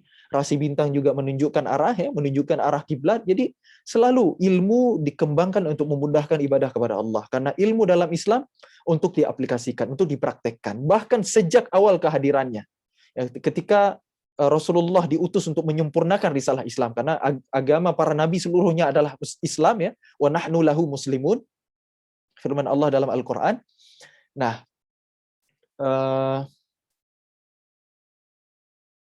ketika Rasulullah mengajarkan salat para sahabat, apakah dengan teori? Enggak. Apakah rukun salat ada 13 perkara? Itu rumusan ulama berikutnya. Syarat sah salat, rukun salat apa saja yang membatalkannya, itu belakangan. Tapi ketika Nabi mengajarkan sahabat radhiyallahu anhum ajma'in bagaimana cara salat, lihat bagaimana Rasulullah bersabda, "Shallu kama ra'aitumuni usalli." Salatlah kalian sebagaimana melihat aku salat. Praktek. Praktek langsung, itu karakteristik ilmu dalam Islam. Kemudian baca Al-Quran juga sama. فَإِذَا قَرَأْنَاهُ فَاتَّبِعْ قُرْآنَهُ. Apabila dibacakan Al-Quran, ikuti bacaan itu. Nabi malaikat Jibril mengajarkan Nabi secara talaqi. Rasulullah membacakan Al-Quran, yatlu alaihim ayatih, di hadapan para sahabat. Kemudian sahabat mengikutinya, mencontohnya, menirunya. Praktek langsung, karena ilmu tajwid, ya ilmu untuk membaguskan bacaan Al-Quran, itu baru dirangkum 2 abad setelah Al-Quran turun. Menjadi teori. Gitu. Bagaimana bacaan Al-Quran seperti lisannya Rasulullah itu belakangan. Tapi dalam Islam aslinya praktek dulu. Jadi ilmu untuk dipraktekkan, bukan sekedar berhenti di teori. Maka hati-hati kita hari ini ya. Nah, lihat lagi di ilmu yang lain, misalnya di ilmu kedokteran. Yang kalau kita hari ini mungkin orang banyak anak-anak muda, banyak anak sekolahan bercita-cita jadi dokter, atau para orang tua banyak banget pengen anaknya dokter ya, pride gitu ya. Anak ibu kuliah di mana? Oh, dia kedokteran, bla bla gitu, kayak ada prestis gitu kan ya. Dan itu sebenarnya teman-teman ya, itulah zaman kita hari ini. Atau jurusan apapun lah ya, silakan tiap orang, enggak silakan juga ya, mungkin tiap orang akan bangga dengan jurusannya, oke. Tapi lihat bagaimana motivasi ilmuwan muslim zaman dulu, kenapa kedokteran dikembangkan, kenapa pengobatan dikembangkan? Untuk memudahkan ibadah kepada Allah. Bukan untuk memperkaya diri. Bukan untuk meraih obsesi pribadi, bukan. Apa hubungannya kedokteran dengan ibadah? Jelas erat hubungannya. Karena orang sakit terganggu ibadahnya. Orang sakit nggak bisa sholat dengan gerakan sempurna, nggak bisa berjamaah ke masjid, nggak bisa berangkat haji dan umroh, nggak bisa berjihad fisabilillah. Maka orang sakit harus ditolong. Karena sakit itu juga wujud kasih sayang Allah. Sebab dengan sakit, dosa-dosa berguguran, derajat ditinggikan. Berobat hanyalah ikhtiar kesembuhan dari Allah. Jadi ilmu kedokteran itu ilmu tauhid luar biasa. Pengobatan terbaik itu dari Al-Quran, dari sunnah-sunnah Rasulullah, baru kemudian ya, ikhtiar-ikhtiar duniawi. Nah, untuk itulah kedokteran dikembangkan, teman-teman. Bukan untuk masuk dokter biar kaya, gitu. Bukan itu. Lihat tokoh-tokoh kedokteran Muslim ya. Ada yang paling terkenal kan ada Ibnu Sina. Terlepas dari perdebatan ulama tentang akidah Ibnu Sina. Itu bukan bahasan kita, tapi yang jelas Ibnu Sina adalah produk dari tradisi keilmuan Islam pada zamannya. Dan bukan satu-satunya ahli kedokteran Islam Ibnu Sina. Ada Ibnu Nafis, orang yang meneliti peredaran darah minor manusia pertama kali. Karyanya dicuri oleh orang-orang Eropa, diterjemahkan ke bahasa mereka, 4 abad lamanya tidak ketahuan, karena mereka menghapus nama Ibnu Nafis dan menggantinya menjadi kode NN, yang maksudnya adalah no name. Jadi kalau ada ilmu keren hari ini nggak jelas sumbernya dari mana, kita patut curiga jangan-jangan itu adalah ilmunya orang Islam yang dicuri. Kemudian ada Abul Qasim Az-Zahrawi, orang yang menemukan 200 jenis alat bedah. Bapak bedah dunia itulah Abul Qasim Az-Zahrawi. 200 jenis alat bedah ditemukan oleh Abul Qasim Az-Zahrawi, bahkan benang jahit untuk menjahit luka ya yang hari ini digunakan untuk operasi dan lain sebagainya, itu juga karya ulama Islam tentunya. Dan ulama-ulama Islam yang saya sebutkan itu mereka semuanya ahli Quran, ahli agama yang kemudian belajar sains. Bukan kayak kita hari ini kebalik, udah belajar macam-macam fisika, kimia, matematika, biologi, Qurannya belakangan bahkan skip gitu. Makanya ilmu kita kayak menerawang, kayak meraba-raba, ini diaplikasikannya kemana gitu. Lihat ulama zaman dulu sampai sedahsyat sehebat itu dengan izin Allah. Karena dibimbing langsung oleh Allah. Karena mereka menjadikan Al-Quran sebagai sumber referensi ilmu tertinggi. Berangkat dari Al-Quran yang diyakini kebenarannya. Karena dalam Al-Quran kan banyak sekali mukjizat-mukjizat dari segi ilmu pengetahuan kan ada banyak. Ayat-ayat kelautan yang tadi saya sebutkan, bagaimana proses terjadinya hujan, bagaimana proses penciptaan manusia, itu kan penting sekali informasi itu. Di surah Al-Mu'minun Allah berfirman, awal mula kita dari nutfah, alaqah, mudghah, izam, ya, yang kalau diartikan segumpal darah, segumpal daging, tulang belulang dibungkus daging, yang sesuai dengan pencapaian kedokteran modern hari ini atau ilmu biologi hari ini ya, di mana kita ya di alam rahim itu pertama dari satu sel spermatozoa bertemu dengan sel ovum, kemudian berubah menjadi morula, blastula, terus zigot, embrio dalam perkembangannya. Itu sangat sesuai dengan apa yang ditemukan dengan teknologi mikroskop elektron di zaman kita hari ini. Padahal Al-Quran turun 14 abad yang lalu. Ada salah seorang ilmuwan Eropa berkomentar ya, mestinya seorang Muhammad itu mengenal yang namanya teknologi mikroskop elektron. Kalau nggak mungkin bisa mengetahui hal semacam itu sehingga ilmuwan itu masuk Islam. Dan ngomong-ngomong soal mikroskop elektron, saya jadi teringat kita hari ini terhubung dengan lensa kamera ya. Kita bisa saling menatap, saling melihat ya dengan bantuan kamera. Tahukah kita bahwa kamera itu ditemukan pertama kali oleh ilmuwan Islam namanya Ibnu Al-Haytham, orang pertama yang meneliti tentang fisika optik, bagaimana terjadinya pembiasan cahaya. Bahkan orang pertama yang membedah anatomi mata manusia, mana pupil, mana retina, bagaimana prinsip kerjanya. Ternyata itu karya ilmuwan Islam loh, teman-teman, yang ahlul Quran pastinya. Itulah karya-karya segelintir dari ilmuwan Islam yang saya sebutkan, yang mereka terinspirasi dari Al-Quran, yang mereka semuanya adalah ahlul Quran. Tapi jarang dikisahkan ke kita hari ini. Makanya kita hari ini nggak kunjung hebat, karena referensi kiblat ilmu pengetahuan kita hari ini adalah Barat. Padahal teman-teman, peradaban Barat, ya sebelum mereka belajar dari kaum muslimin, mereka nggak ada apa-apanya. Mereka nggak bisa apa-apa. Mereka kan baru maju di abad 16. Mereka mengadakan revolusi besar-besaran, revolusi industri, revolusi Prancis yang kita tahu kan. Sebelumnya mereka belajar kemana? Belajar ke Andalusia sebelum kejatuhan daulahnya. Andalusia adalah negeri kaum muslimin, dikembangkan ilmu pengetahuan. Kampus pertama di dunia itu dari Islam.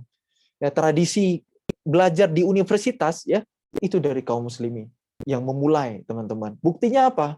Setiap kita di wisuda selalu menggunakan jubah. Toga itu kan jubah, itu adalah pakaian kehormatan, pakaian kemuliaan kaum muslimin. Simbol ilmu itu jubah. Kan kalau kita hari ini yang keren itu pakai jas. Zaman hari ini, zaman dulu yang keren itu jubah. Makanya ini karena pertukaran zaman aja. Kalau dulu yang keren jubah. Kalau udah pakai jubah itu udah orang keren, udah orang berilmu gitu. Maka tradisi itu nggak hilang. Gitu. Karena kampus pertama di dunia itu dari Islam. Buktinya yang lain apa? Universitas, bahasa Inggrisnya university, itu adalah terjemahan bahasa Arab yaitu jamiah. Jamiah itu berasal dari kata jamaah, perkumpulan. Ya, kenapa kampus disebut jamiah? Karena bangunan kampus pertama di dunia yang merupakan wakaf dari seorang perempuan muslimah yang bernama Fatimah Al-Mihriyah, kalau saya nggak salah ya, yang ada di Maroko. Bangunan kampus itu menyatu dengan masjid. Karena masjid adalah pusat peradaban kaum muslimin. Kemanapun muslimin pergi, yang dibangun pertama pasti masjid. Dari situ nanti nggak jauh ada pasar, ada sekolah, termasuk kampus. Makanya kampus disebut jamiah. Karena masjid itu seringkali disebut masjid jami'. kayak kita di Nusantara untuk mengumpulkan orang banyak, sehingga kampus itu juga disebut jamiah. Wallahu a'lam. Jadi tradisi mengembangkan ilmu itu dari kaum muslimin, orang-orang Eropa belajar dari orang Islam dan semua ilmu diberikan. Nggak beda keyakinan, beda agama, nggak apa-apa, karena untuk kemanfaatan semuanya diberikan. Beda dengan zaman hari ini, ilmu ring satu itu dikuasai oleh elit dan mereka menjaganya, tidak disebarkan sembarangan. Itu yang disebarkan, diajarkan di kampus-kampus, teori yang dikembangkan itu hanya segelintir gitu, banyak yang disembunyikan. Itulah kenapa mereka bisa memimpin bumi, mengendalikan bumi hari ini. Dan coba lihat bagaimana kerusakan yang terjadi ketika ilmu dipimpin oleh, sebut saja Yahudi hari ini ya, Wahyudi teman-teman ya. Kenapa hari ini Yahudi yang mengendalikan bumi? Ya itu takdirnya ya. Semenjak Daulah Turki Utsmani runtuh, dunia dipimpin oleh Yahudi karena Mustafa Kemal yang merupakan bapak bangsa Turki sekuler hari ini itu adalah seorang Yahudi dari Donama lewat garis keturunan ibunya. Maka peradaban hari ini adalah peradaban Yahudi. Jadi dari ujung kaki sampai ujung rambut semuanya Yahudi. Sadar nggak sadar kita, ya. Ekonomi hari ini Yahudi ya, ribawi ya, kapitalis gitu. Yahudi semua itu. Yang kaya makin kaya, miskin makin terpuruk gitu.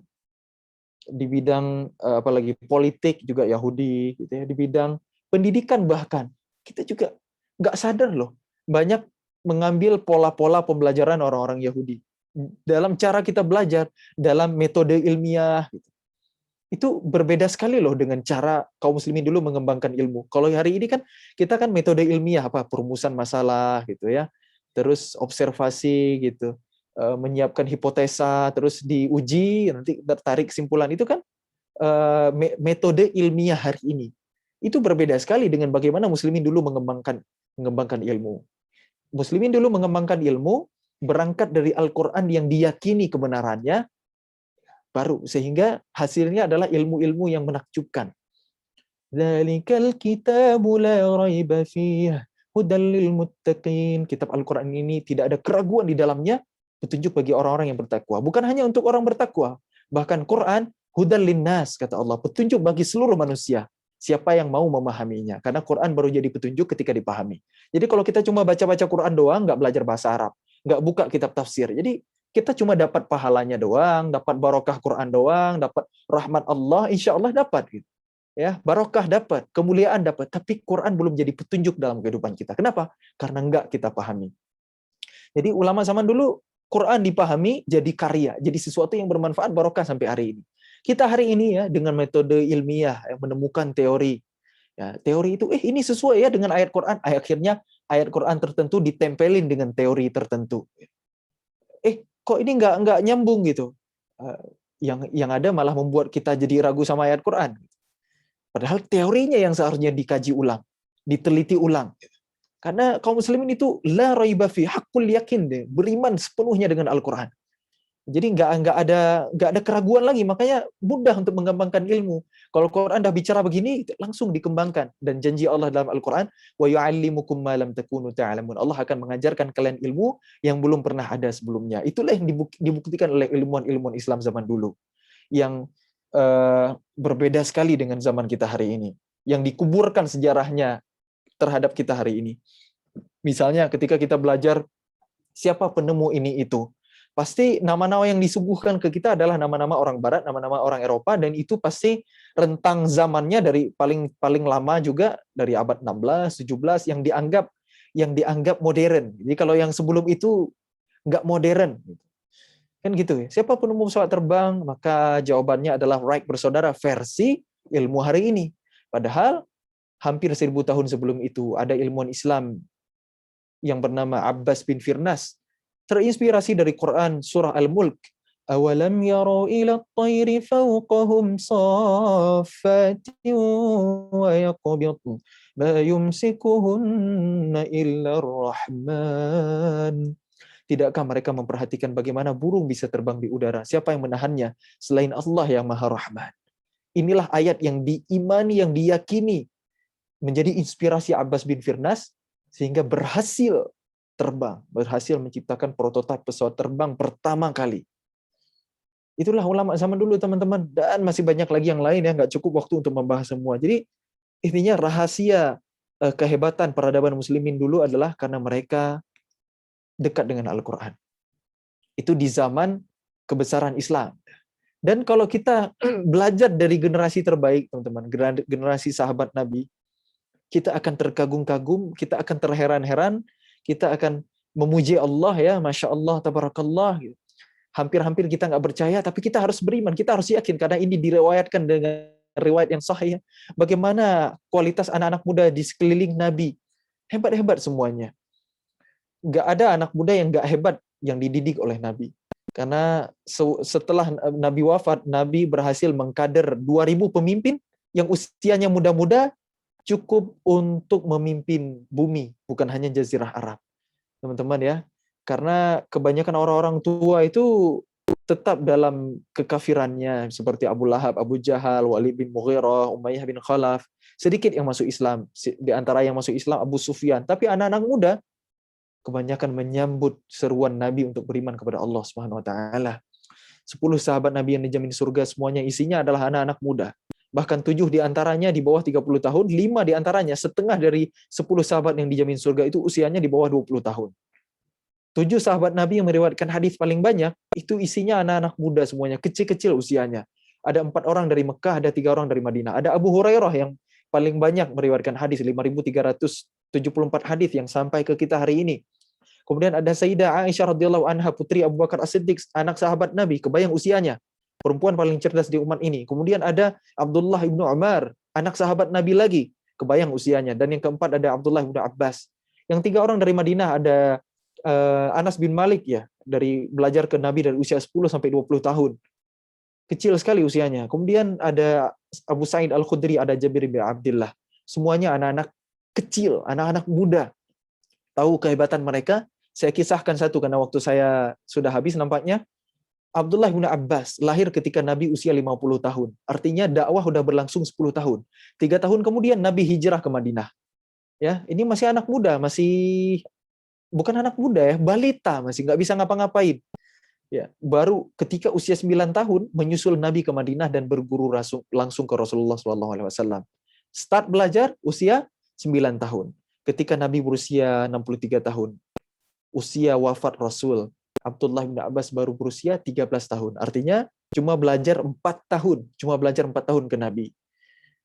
Hasilnya, Abdullah bin Abbas adalah orang yang paling faham Al-Quran di umat ini. Imamul Mufassirin, orang yang paling mengerti ilmu tafsir, itulah Abdullah bin Abbas radhiyallahu anhu.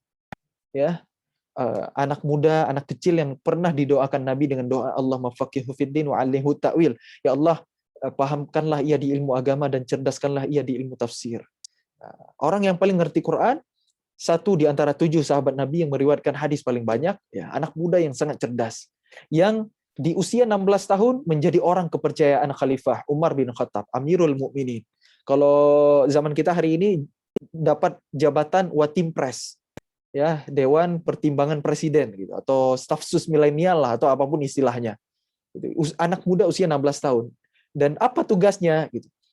Umar mempercayakan Abdullah bin Abbas untuk menghadapi kelompok Khawarij, kelompok yang bikin susah negara, karena mereka beribadahnya luar biasa ya, beragam, mereka punya akidah yang sesat ya, baca Qur'annya luar biasa, ibadahnya luar biasa, tapi mereka mudah mengkafirkan, mudah menghalalkan darah, mudah membunuh orang yang berbeda dengan mereka. Beda pendapat dikit, halal darahnya, sembelih.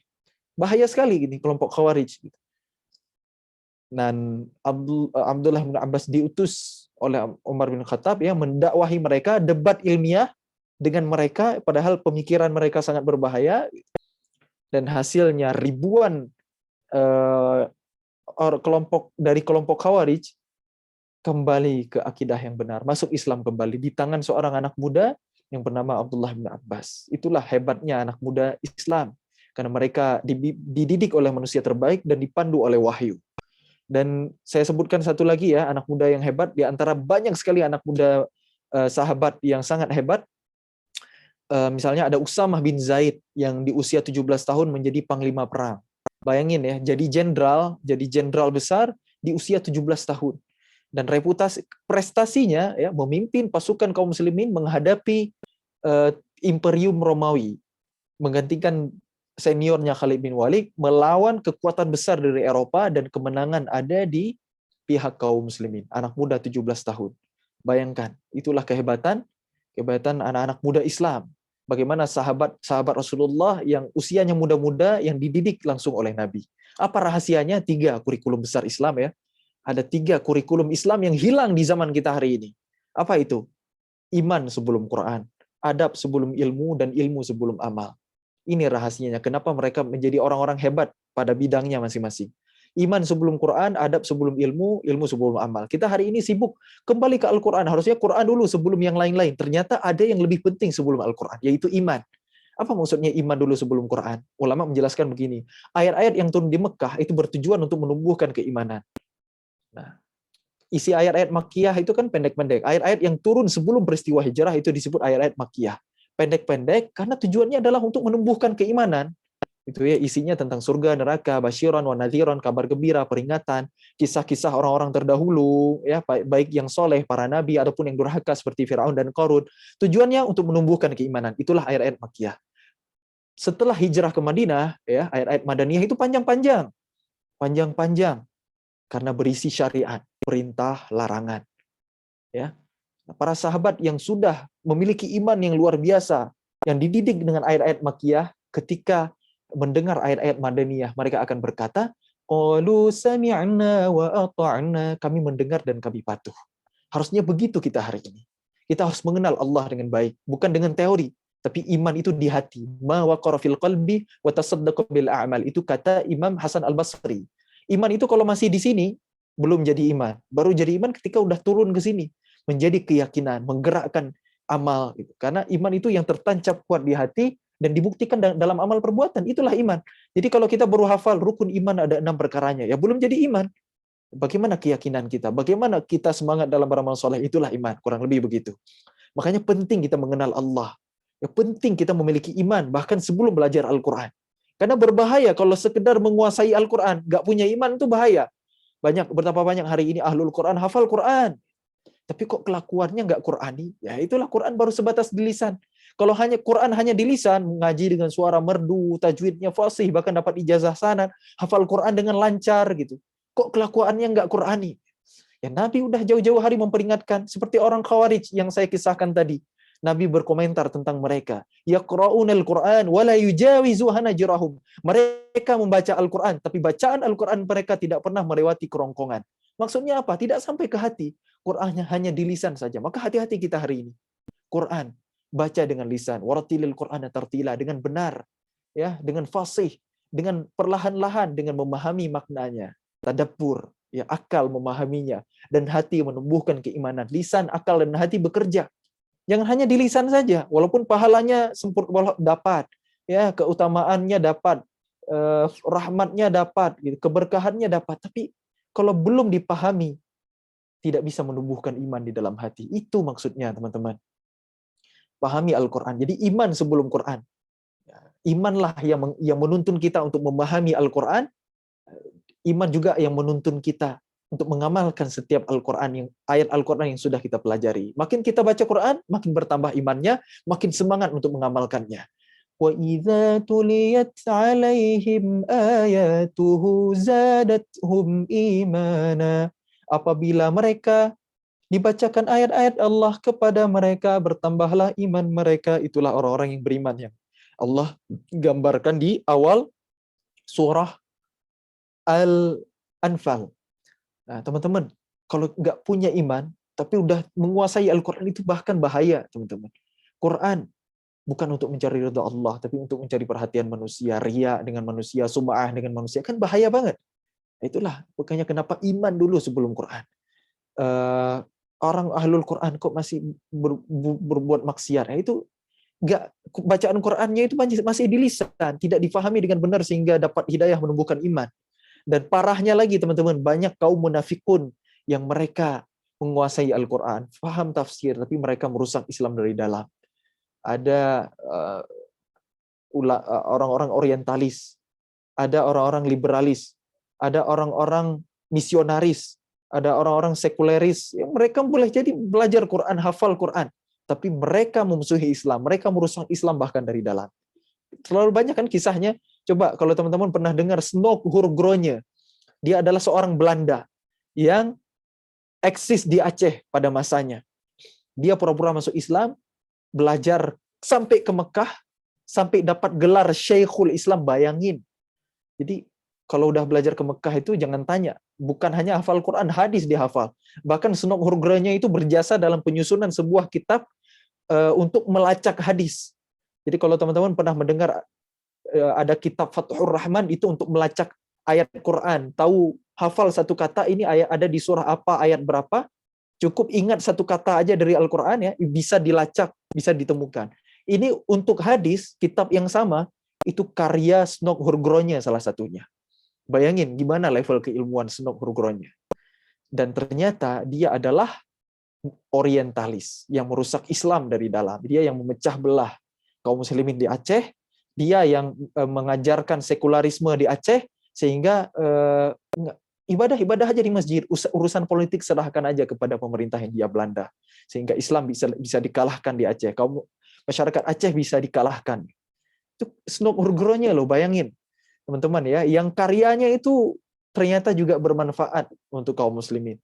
Ya, sebelum zaman digital ya, orang-orang yang kuliah di jurusan hadis itu pakai untuk melacak hadis, ada di kitab sahih mana, ada di sunan mana, itu pakai karya Snog Hurgronje. Jadi begitulah, terkadang memang Allah memenangkan agamanya dengan tangan musuhnya. Jadi Masya Allah, jadi Islam ini memang Allah yang jaga, walaupun orang-orang kafir tidak menyenanginya. Begitu ya teman-teman semuanya yang disayang oleh Allah Subhanahu Wa Taala.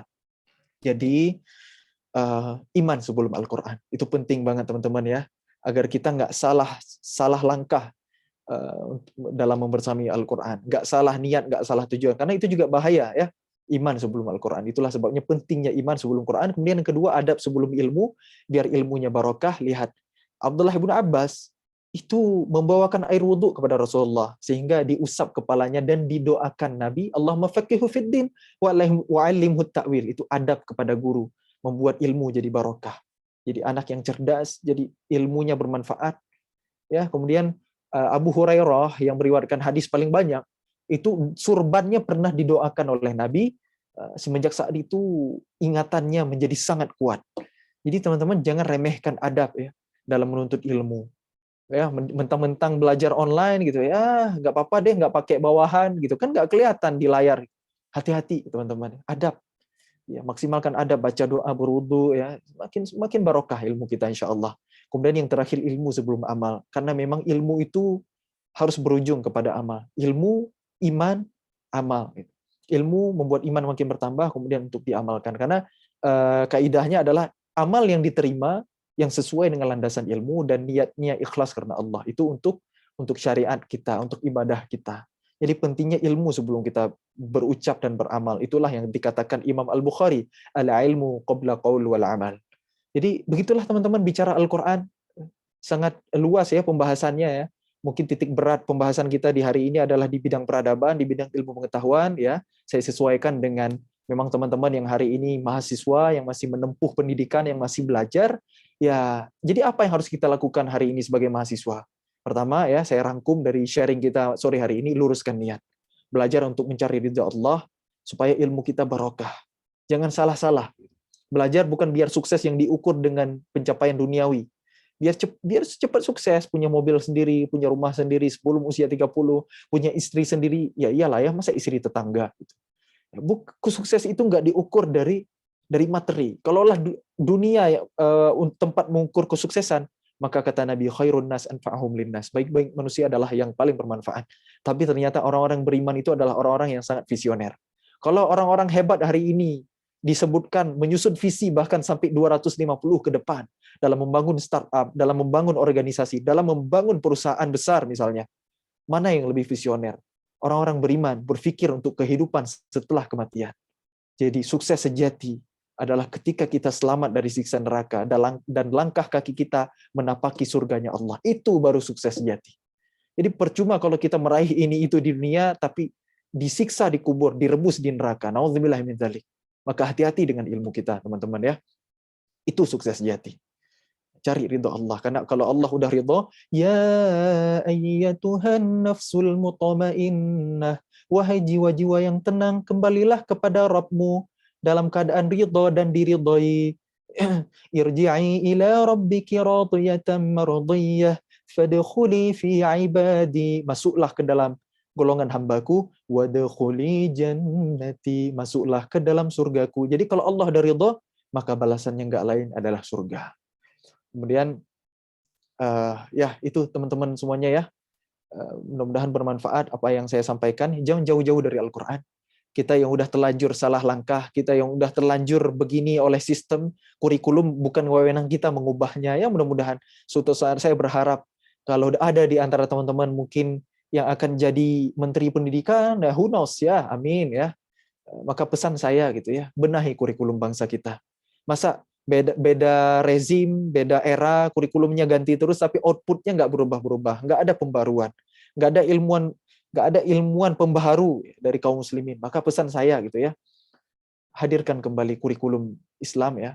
Terserah deh mau diperuntukkan untuk kaum muslimin aja gitu, ataupun ya karena kita hidup di bangsa negara Indonesia, negara Kesatuan Republik Indonesia, saya paham itu. Gitu. Tapi hadirkan kembali kurikulum Islam teman. Kalau kita mau berjaya. Iman sebelum Quran, adab sebelum ilmu, dan ilmu sebelum amal, itu udah dibuktikan oleh sejarah. Lihat karya-karya besar ulama-ulama dulu yang masih terpakai hari ini. Itu kurang bukti apa lagi teman-teman? Itu adalah produknya teman-teman. Apa kita masih kurang yakin untuk kembali bagaimana pendidikan Nabi? Mendahulukan Al-Quran sebelum yang lain. Karena orang yang mendahulukan Al-Quran sadar betul dengan firman Allah, وَلَا تُفْسِدُوا فِي الْأَرْضِ بَعْدَ إِصْلَاحِهَا. Janganlah kalian membuat kerusakan setelah bumi itu diperbaiki. Lihat hari ini, ketika ilmu dikuasai oleh orang-orang yang tidak mengerti Al-Quran, bumi makin rusak, polusi udara, pencemaran lingkungan, rusaknya ekosistem laut. Itulah yang terjadi hari ini. Kualitas kehidupan makin rendah, hidup di perkotaan makin nggak sehat, gitu kan? Makin stres, gitu. Itu ada yang salah teman-teman, muncul penyakit aneh-aneh gitu, efek racun dari logam berat, timbal merkuri, limbah industri, limbah pertambangan, anak kecil banyak yang lahir autis. Coba tanya kakek nenek kita, mana ada zaman dulu autis. Jadi bumi, bahkan manusia makin rusak, tumor, kanker, penyakit ganas-ganas banget gitu. Terus alam juga makin rusak ya, di bidang pertanian juga rusak. Ulah ilmu pengetahuan hari ini dengan rekayasa genetika. Zaman dulu petani setelah panen sepertiga untuk dimakan, sepertiga dijual, sepertiga untuk ditanam kembali. Hari ini nggak bisa. Begitu ditanam hasilnya jelek atau tidak bisa tumbuh. Itulah ulah ilmu pengetahuan hari ini. Apakah itu ilmu yang dari sisi Allah yang seperti itu, yang merusak begitu? Itulah peradaban hari ini. Maka pesan saya teman-teman, luruskan niat karena Allah agar ilmu kita barokah. Karena kalau ilmu kita udah dibimbing oleh Allah, teman-teman ya, hasilnya dahsyat, barokah. Dibimbing sama Allah. Luar biasa. Mungkin itu aja sharing saya di sore hari ini ya. Wallahu a'lam bishawab. Yang benar dari Allah, yang salah dari kebodohan saya. Semoga Allah ampuni, mudah-mudahan Allah tunjuki kita kepada pemahaman yang paling dekat dengan kebenaran ya. Semoga kita tergerak untuk terus membersamai Al-Quran ya. Meskipun sibuk sebagai mahasiswa, teman-teman jangan tinggalkan Al-Quran, karena seharusnya kita mendahulukan Quran sebelum yang lain. Tapi kita yang udah telanjur begini, teman-teman ya, nggak ada kata terlambat, terus baca Quran walaupun belum paham. Kalau belum lancar, nggak ada kata terlambat juga untuk belajar, ya, tahsin, belajar di tajwid. Itu masih awal banget. Kita masih punya PR untuk terus memahami, terus menggali inspirasi petunjuk dari Al-Quran. Saya berharap ketika teman-teman nanti menyusun skripsi ya, inspirasinya adalah Al-Quran. Karena apapun bidang keilmuan teman-teman hari ini pasti ada inspirasinya dari Al-Quran, pasti ada referensinya dari Al-Quran atau dari ilmuwan-ilmuwan peradaban Islam. Jangan berangkat dari ketidaktahuan, atau jangan berangkat dari ya terserah sih kalau mau menguji teori-teori dari peradaban Eropa hari ini ya itu pilihan teman-teman. Tapi kalau saya boleh saran ya, ambillah inspirasi dari Al-Quran. Mulai hari ini jangan lewatkan hari tanpa membaca Al-Quran ya. Jangan hanya baca Al-Quran, baca juga terjemahnya. Walaupun terjemah belum mewakili dari makna Al-Quran ya. Sebab kalau hanya mengandalkan terjemah, kita bisa keliru dalam memahami Al-Quran. Makanya buka juga kitab tafsir atau dengarkan penjelasan ulama. Tapi daripada nggak sama sekali, kalau belum bisa sempurna, jangan tinggalkan semuanya. Baca Quran, baca artinya, baca terjemahan juga. Jangan sampai seumur hidup kita belum pernah mengkhatamkan terjemah Al-Quran. Baca Al-Quran, baca artinya, ya, sesuaikan dengan kesanggupan kita. Ya, karena amal yang sederhana tapi rutin dilakukan meskipun ringan itu lebih dicintai Allah daripada amal besar kemudian berhenti. Ngaji 5 juz sehari gitu, atau khatam 30 juz 24 jam gitu ya. Terus besoknya enggak lagi. Dibandingkan dengan mungkin sehari cuma 2 lembar setengah, 1/4 juz, 5 halaman kan? Kita bagi dalam setiap 5 waktu, salat 5 waktu kita bagi 1 halaman, baca juga terjemahnya. Mudah-mudahan dengan begitu iman kita makin bertambah. Atau kalau teman-teman punya semangat lebih ya, hafalkan Al-Quran, ulang, murajaah dalam salat-salat sunnah kita. Ya, mudah-mudahan hidup kita makin berkah dengan cahaya Al-Quran. Allah marhamna bil Quran. Barakallahu fikum. Mudah-mudahan bermanfaat. Saya kembalikan ke moderator. Baik, jazakallah khair Ustadz atas penyampaian materi pada sore hari ini. Sangat memotivasi kita semua ya. Isinya daging semua gitu. Oke, sebenarnya tadi seharusnya kita ada sesi untuk tanya jawab, tapi tadi saya perhatikan dari yang Ustadz sampaikan itu sudah menjawab semua pertanyaan teman-teman semua secara jelas gitu ya. Mungkin ini sebelum nanti kita akhiri, mohon izin Ustadz untuk memimpin doa untuk kita semua. Tafadhol Ustadz. Baik teman-teman semuanya yang disayang oleh Allah Subhanahu wa taala, di sore Jumat waktu yang sangat-sangat mustajabah untuk berdoa ya.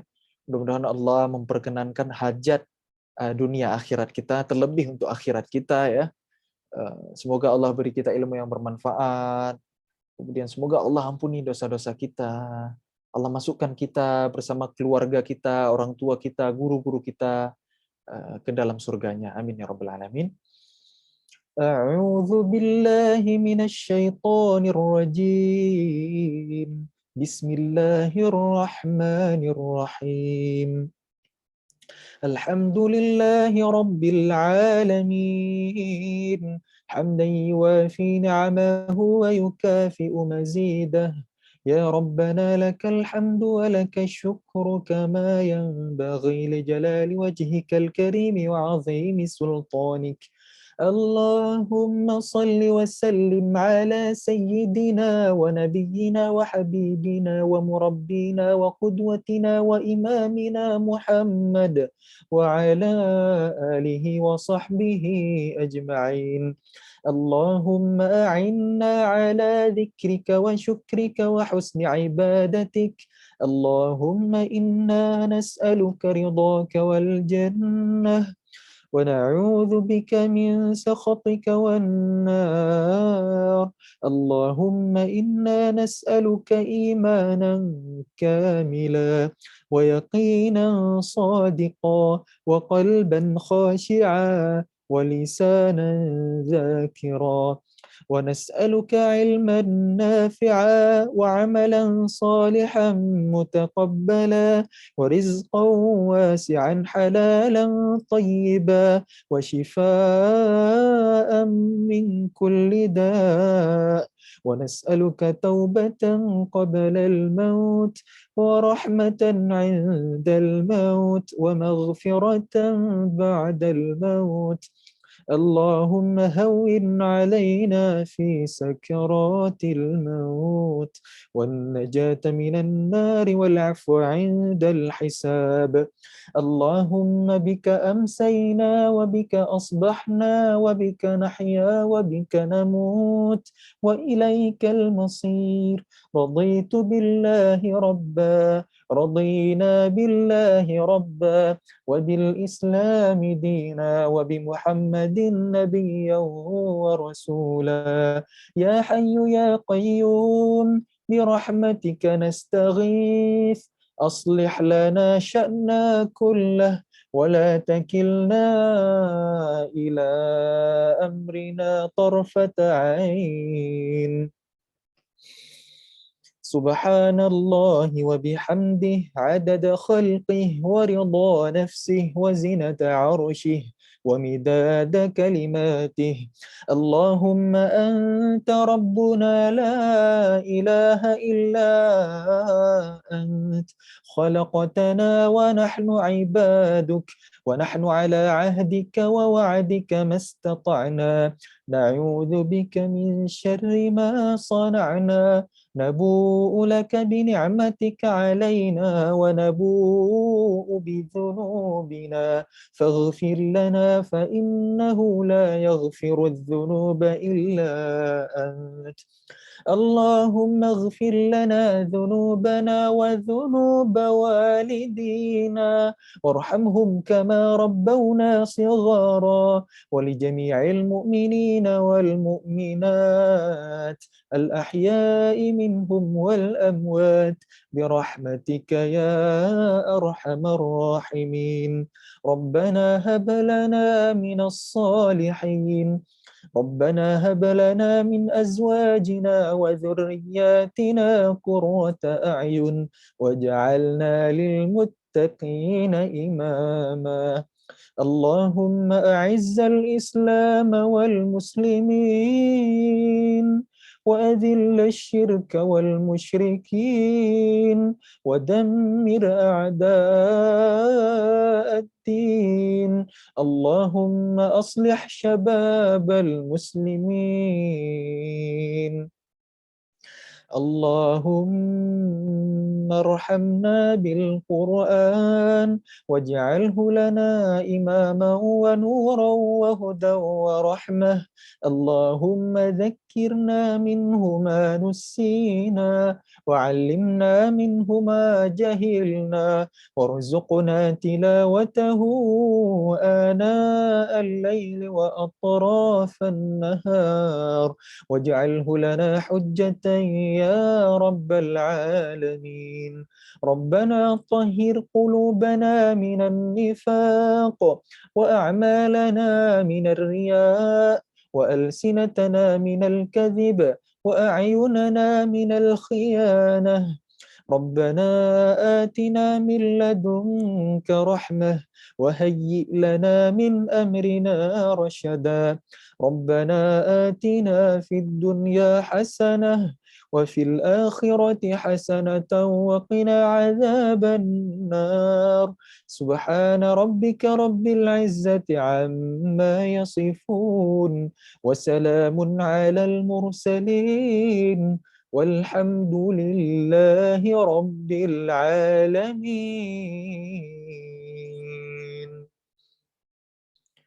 Teman-teman, mohon maaf kalau ada kekurangan dalam penyampaian. Kepada Allah kita semua memohon ampun. Saya izin pamit undur diri kalau begitu ya. Mari kita akhiri dengan sama-sama mengucapkan hamdalah, alhamdulillahirabbil alamin, istighfar, astaghfirullah, astaghfirullah, astaghfirullahalazim wa atubu ilaih, dan doa kifaratul majlis.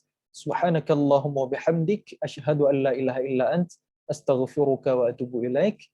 Wassalamualaikum warahmatullahi wabarakatuh. Waalaikumsalam warahmatullahi wabarakatuh. Khair Ustaz atas kesediaannya untuk Syukron Ustaz. di acara kami. Mungkin nanti lain kali kita bisa sharing-sharing bareng lagi. Terima kasih banyak atas Syukron ilmu. Ustaz. Semoga bisa semakin menambah semangat kita dalam kedekatan kita dengan Al-Quran, dan juga kita bisa mengamalkan sebagaimana tadi yang telah disampaikan oleh Ustadz Muzamil Hasbalah.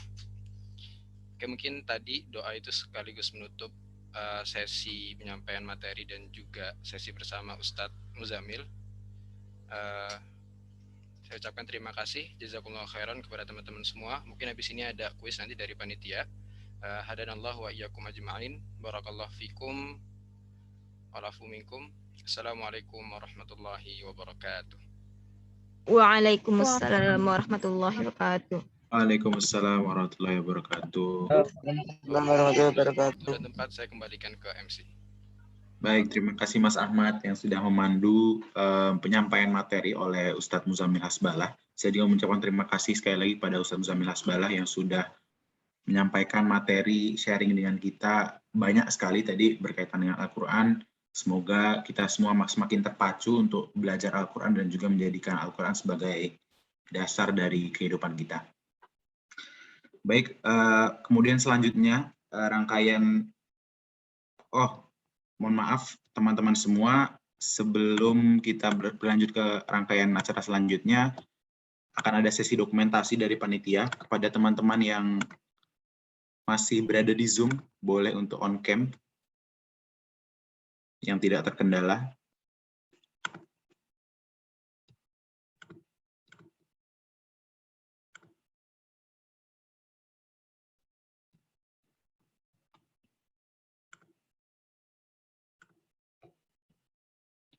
Mungkin kepada panitia dipersilahkan untuk memimpin dokumentasi. Ya baik, terima kasih. Ini ada beberapa screen ya, ada 6 screen. Mari sama-sama kita on cam. Ya, screen yang pertama, mari kita berikan gaya terbaik ya. 1, 2, 3. Kemudian screen berikutnya. 1, 2, 3.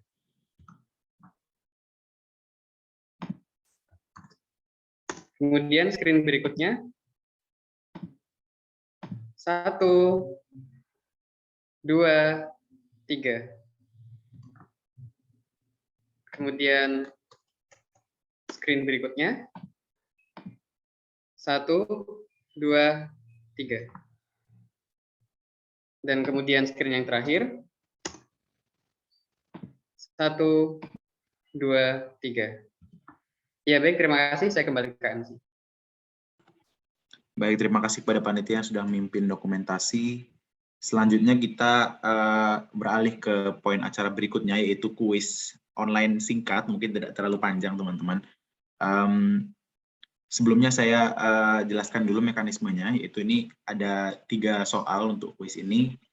Kemudian nanti cara menjawabnya itu rebutan dengan cara raise hand. Nanti akan saya lihat di partisipan siapa yang paling atas namanya, kemudian dipersilakan untuk menjawab. Nah, untuk kuis ini juga ada door prize-nya ya teman-teman. Mungkin dari panitia bisa share screen dulu hadiahnya.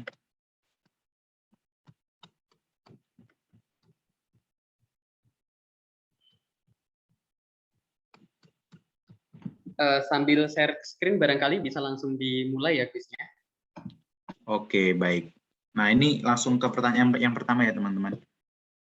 Yang pertama pertanyaannya, kenapa Al-Quran dapat terjaga keasliannya hingga sekarang?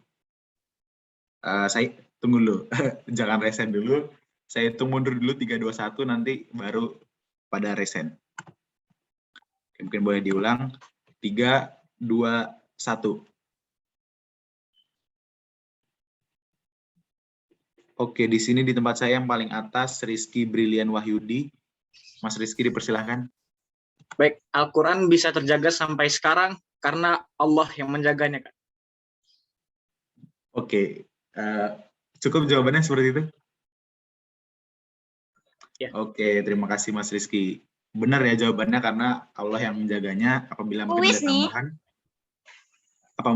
ada tambahan, bisa ditambahkan juga melalui para penghafal yang diizinkan oleh Allah Subhanahu Wa Taala. Baik.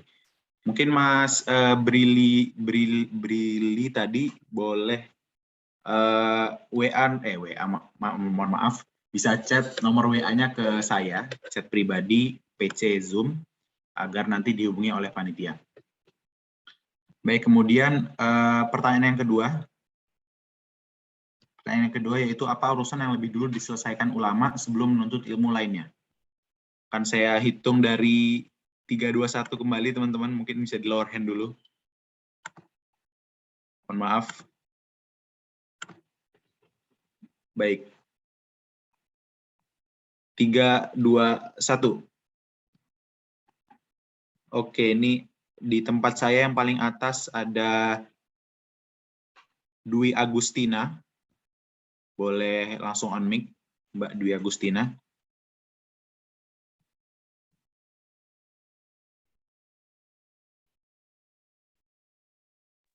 Halo?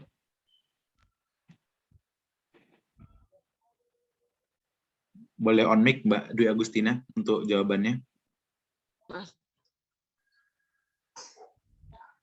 Iman dulu. Iman. Mungkin untuk perincian ilmunya bisa dijabarkan nggak, Mbak?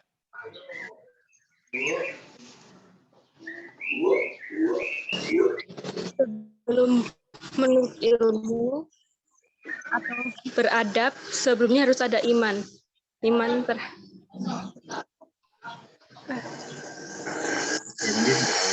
mungkin jawabannya masih kurang tepat ya dari kunci yang diberikan panitia. Mungkin selanjutnya saya berikan kesempatan untuk yang namanya di bawah Mbak Dwi Agustina, itu Mbak Fatimah Kurniawati. Bismillah, izin menjawab, Kak. Para ulama terdahulu selesai dengan ilmu Al-Quran, tauhid, agama, hadis, sejarah, fikih, muamalah, dan lain-lain. Setelah itu baru mereka dapat menguasai ilmu matematika, astronomi, geografi, hingga dapat menjadi pendukung untuk bisa mendekatkan diri pada Allah. Seperti itu, Pak. Baik, terima kasih Mbak Fatimah. Ini jawabannya benar banget yang lengkap sekali ini jawaban dari Mbak Fatimah. Untuk Mbak Fatimah bisa PC ke saya nomor WA-nya agar nanti bisa dihubungi oleh panitia terkait hadiah. Baik teman-teman, ini pertanyaan terakhir. Aku on cam. Mungkin bisa lower hand dulu yang masih raise hand.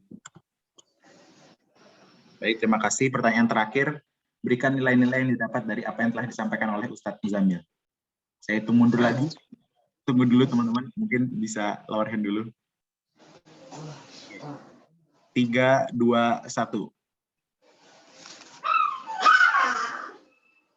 Oke, di tempat saya yang paling atas ada Mbak Anissa Sarasati. Kepada Mbak Saras dipersilahkan.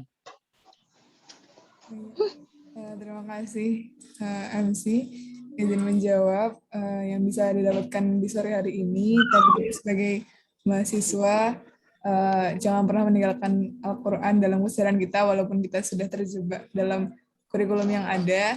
Ya insya Allah ke depannya dengan belajar terus, tidak pernah meninggalkan Al-Quran, terus belajar yang belum bisa dengan terjemahan, biar bisa sampai ke sukses visioner ke masa depan di akhirat nanti.